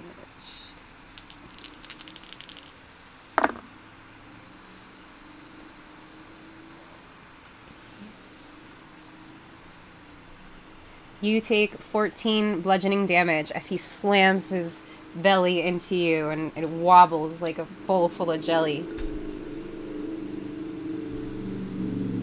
And up next jelly. is that does that? Oh yeah, so up next is Rainer. Can I go or? Roll another charisma saving throw. The DC gets easier every time, so just don't. Oh, it's a fucking 6. God damn it. You shake out of it. That isn't fucking surprise. You Was it starting my shake- turn, ending my turn? That's the start of your turn. So you shake out of it. You can act this turn, but if you Alright. move, you'll be moving at half speed. That's fine. I'm only moving up 5 feet to fucking bring the fight to this fucking big bastard. Alright. Alright. You try to control me, and I'll You did. attack him. That first attack is a 17 to hit. That hits. Yeah. Okay, I'm gonna roll all my attacks first, okay? Okay. 17 to hit, then it is a 13 to hit. That does not hit. Okay, action surge. All right. 21 to hit, That hit. and 17 to hit. All right. That'll hit too. Okay, so 3 attacks. The first one includes my giant strength bonus, so that is a 11 damage. Okay. The second one is good roll. 12 damage. And the third one is another 12 damage. I'm also going to flare my fire runes, and he needs to make a strength saving throw, DC 14. He doesn't actually, because how do you want to do this? So I'm gonna just get one slam into the side of the gut and just tear out a chunk of his guts. The next one I'm gonna slam up into his head, into his neck, and just like crane across his neck. Then the ground, 2 fiery chains just shoot out, grab both of his wrists, and slam him down onto his knees. His neck kind of hangs to the side, and the fire just flames off the side of my face, and like just grab the side of his head and pull his shoulders up and just belch fire down his throat and just immolate him from the inside. Awesome. All right. So that happens. He looks super fucked up. You don't even know what's left of him. But when his body falls, the crown falls off. His body's really messed up. But as the crown falls off, the frozen bugbears, the ones that still exist surrounding the room, suddenly start to wiggle and come to life. Their eyes aren't blank anymore, and a cheer goes up around the room. And they begin to rush towards you all in the center of the room, but they don't get very far. A ringing, shrieking metallic sound echoes from the spot where Santa fell, and it almost deafens you. It's the sound of a giant suit of plate armor being torn in half by 100 pairs of metal claws. The air seems to twist and shatter in front of you. This is all wrong. The bugbears look panicked and begin running to the far walls. A ripple of shouts and conversation passes rapidly between them. You catch 3 words. He is here. And this is what you see. Oh. A writhing monstrosity unravels itself from the fallen crown. Its form is hard to distinguish. It's all black smoke and boiling flesh. It bends space and light as you look at it, shifting in and out of focus like an optical illusion. At one moment, it appears to be made of tentacles, then a screaming face, and then a grotesque cluster of eyes and sinew. It's somehow all around you, while still occupying a space in front of you. It is utterly terrifying. Its voice sounds like a raspy whisper in all of your ears, but it hurts as if it were shouting. You have interrupted the plan. We prepare for my arrival in this world. I see your thoughts. We are not so different. Join me, and I will spare you. Wear the crown. Wield power over all minds. The monstrosity then shifts and appears to be closer to you. What would you like to do?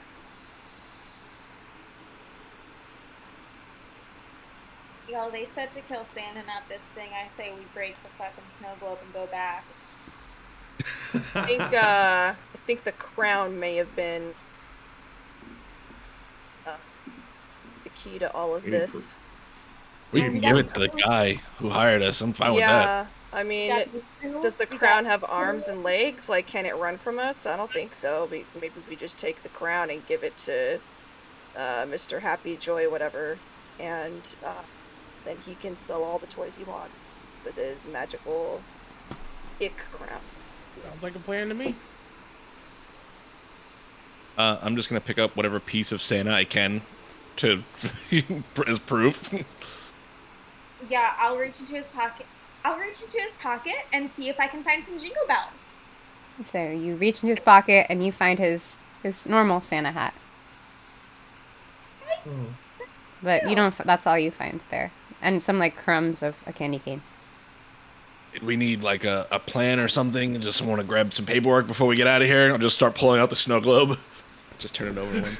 Admire the snow. Between Santa's hat and the crown, I think that's about as much proof we'll need. So you try to. Part of the mission, as this is unfolding, I say, isn't the part of the plan to get the information on how this has been happening? I think Points the at crown. crown. We agree it's the crown. If we're standing in this circle, if it's not very scary where you guys are standing, next to the corpse of Santa, by the way. Oh, I get 5 temporary hit points for you guys killing Santa. Thank you. The crown monster hears you talking and then speaks again in your minds. I will not let you leave without wearing the crown. I speak back in its mind using my, where is it? My awakened mind, and just say, I feel like we can bring you to someone who would rather wear you. You'll like him. Super evil. Has no morals. Wants to pretty much take over the world with toy selling somehow. Pretty, I would say, ambitious endeavors. I think you'd really like him. I think you'd like him a lot more than us, so. Roll a persuasion check.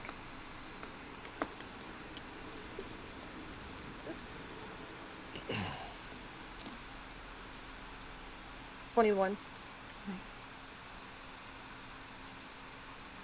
Will you swear to me you will bring me to a more suitable master? I can do you better. I can show you the contract that I signed, saying that I will definitely do that in my freaking blood.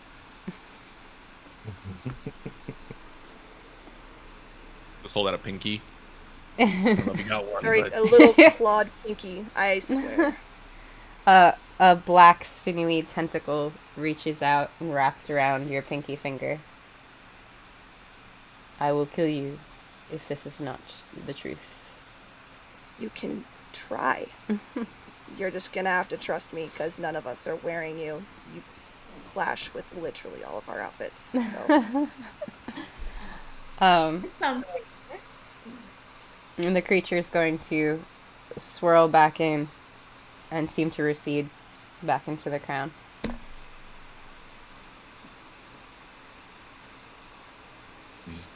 Anything else? Anything else that we missed? Just grab all the paperwork. The tables. Grab all the paperwork. Yeah, just Yeah, starts going well, through let's paperwork. go. There's no paperwork in Right there. every desk.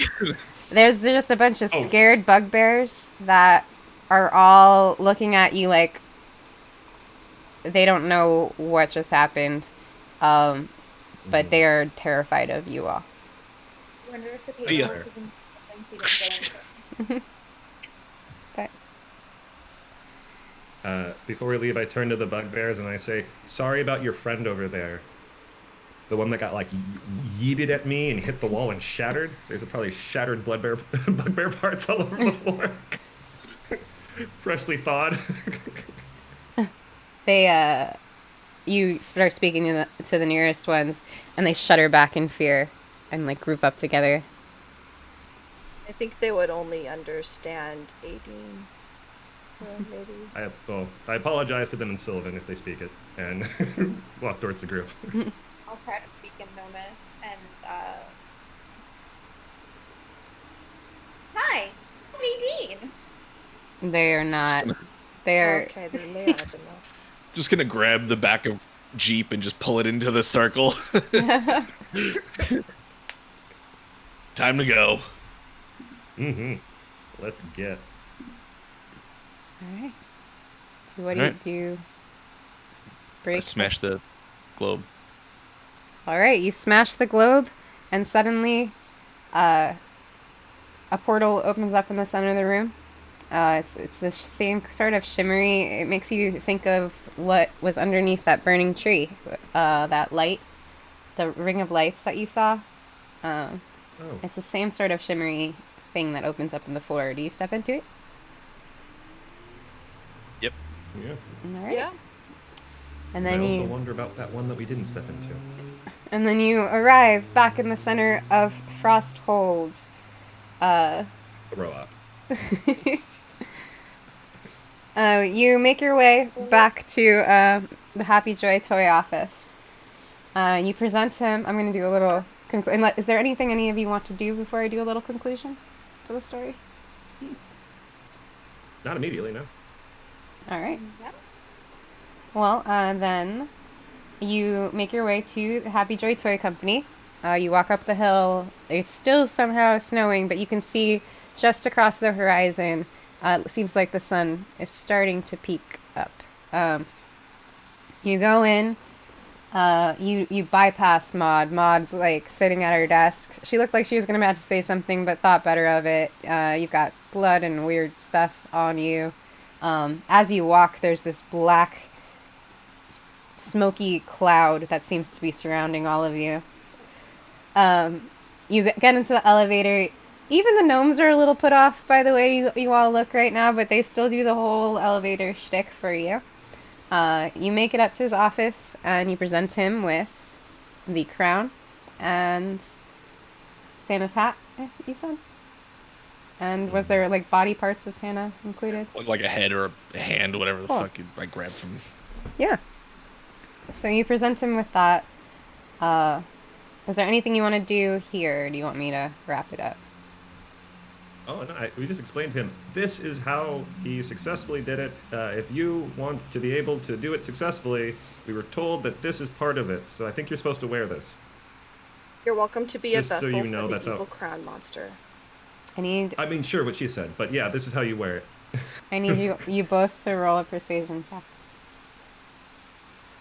I mean, he doesn't have to. Just he can deal with the mouthy crown instead of us. But I will do persuasion. 18? I rolled a massive 11. Quentin Happyjoy looks at you and looks at the crown and just, like, tells you to gestures to you to put it on his desk, but you can tell he's just not really believing you. But She's gonna say, he's your problem now. He is going to be happy that you pass him the body parts of Santa. And then he's going to turn to you and he's going to say, you know, I asked for 3 things, and you only brought me back 1. But somehow, I think because you brought me back this 1, you might have done both the other 2. I guess this will stand to see, but I'll give you what I promised. No bonuses. You get the $750 each now. But you didn't really follow my directions. So, if I wake up in a few hours and there's presents under these trees in this town and toys for all the little boys and girls, well, then you might have to watch your back. And hands you all little sacks of 750 gold and wishes Hold on. you. When he, what do we see the drawer he pulls the gold out of? It seemed to be in his pocket. He was ready and waiting for you all to show up. So when he pulls the gold out, I'm gonna turn into my giant form again. Okay. I'm going to reach out and grab his head and slam it into the desk and shove the crown on his head. Oh, festive. All right. Do you stick around to see what happens, or? I want my gold. I want the rest of the gold. And he grabs her bag and she is out of that. Yeah, no, I'm the least close to the splash zone. I'm as close to the door as possible, but I have to see what happens. Mm-hmm. Agreed. I don't know much better to run away than that. He, Quentin Happyjoy, his body, who was knocked unconscious by that hit on the desk, limply starts floating in the center of the room. His pupil is pure black, and a black cloud emanates from his body and starts to fill the room. You all start to feel like it's getting harder and harder to breathe. Going to continue leaving if I can, if it's not too late. Yeah. When he starts to float, can I like rip his pants off and get the gold? You rip his pants, but there was nothing else in his pockets. Damn it! All right, I'll leave. All right. Are you all leaving him there floating? Yeah. Potentially the next big bad in the next campaign.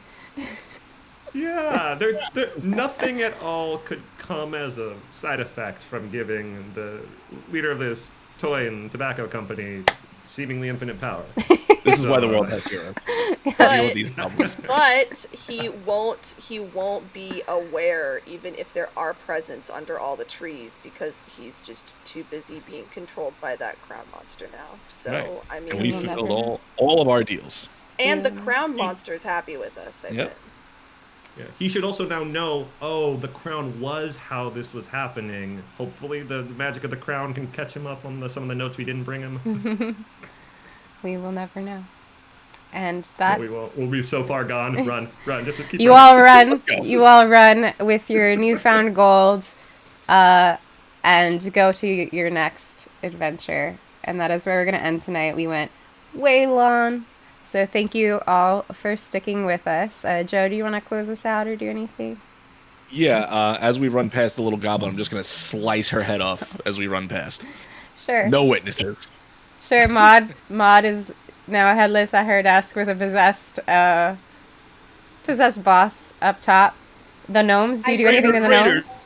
And while we're at it, Isolde is gonna just take her claws and just rip the throat out of the Get your last bit of evil in. Yes, just the one that sings and dings. Just that one. The one that actually helps us get down but just that one. And we light the building on fire behind us for good measure. Well, they are massacring people and setting buildings on It fire. is. Hops in her Jeep, drives off, and says, working ain't so bad. And you don't look back. You're just like driving your Jeep, and there's a flaming tower on the top of a hill in the background, and you never look back, and it's just like you driving off into the sunrise. It's beautiful. In slow motion. Yeah. Like hair billowing in the breeze. Yeah. Perfect. Yeah. Karis walks around, Karis says goodbye, and as the proverbial camera cuts to him, you see the owner of the company walk away from the building, adjusting his suit and everything. So good. I love it. Yeah, gotta get that changeling in there at least once, I've been me this whole time. All right. Oh, All right. that was great, Jen. Great job. That was amazing. Thanks. And thank you all for joining me and sticking with me and my first time DMing my first game. And thanks to everyone listening. And yes, Joe, do you have anything about the channel to say? Make sure we're doing a push on YouTube, so make sure you like, comment, subscribe on all the videos on there.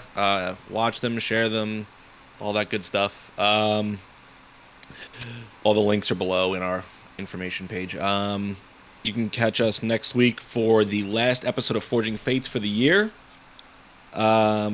Should be a good climactic battle with the Myriads, so hopefully you all stick around, and there may be a special guest appearing in that episode. Besides that, I think that's about it. You will probably be on tomorrow to stream a little God of War, depending on how tonight goes, the rest of tonight. But I will keep everyone posted. Yeah, and join our Discord so you can Yeah. maybe join in our future games too. Yes. Yeah. But thank you all. I love you, and happy winter's Crest, and have a happy holiday season. Yeah. Bye. Thanks for having us. It was great to be here. It's so much fun. Thank you. Oh, do you guys want to shout out where where Oh. everyone can find you? Sorry. Oh yeah, Oh. let's do it. Social wrap, go. I'm Reader Oh, and Rogue. you can everywhere. find me at Dwayne_IRL or at Gizmo's Guide Online. Rima Rabbit. That's all my socials. Well, Lamar the Con Guy everywhere. All right. Love you guys. Good night. Bye. Bye.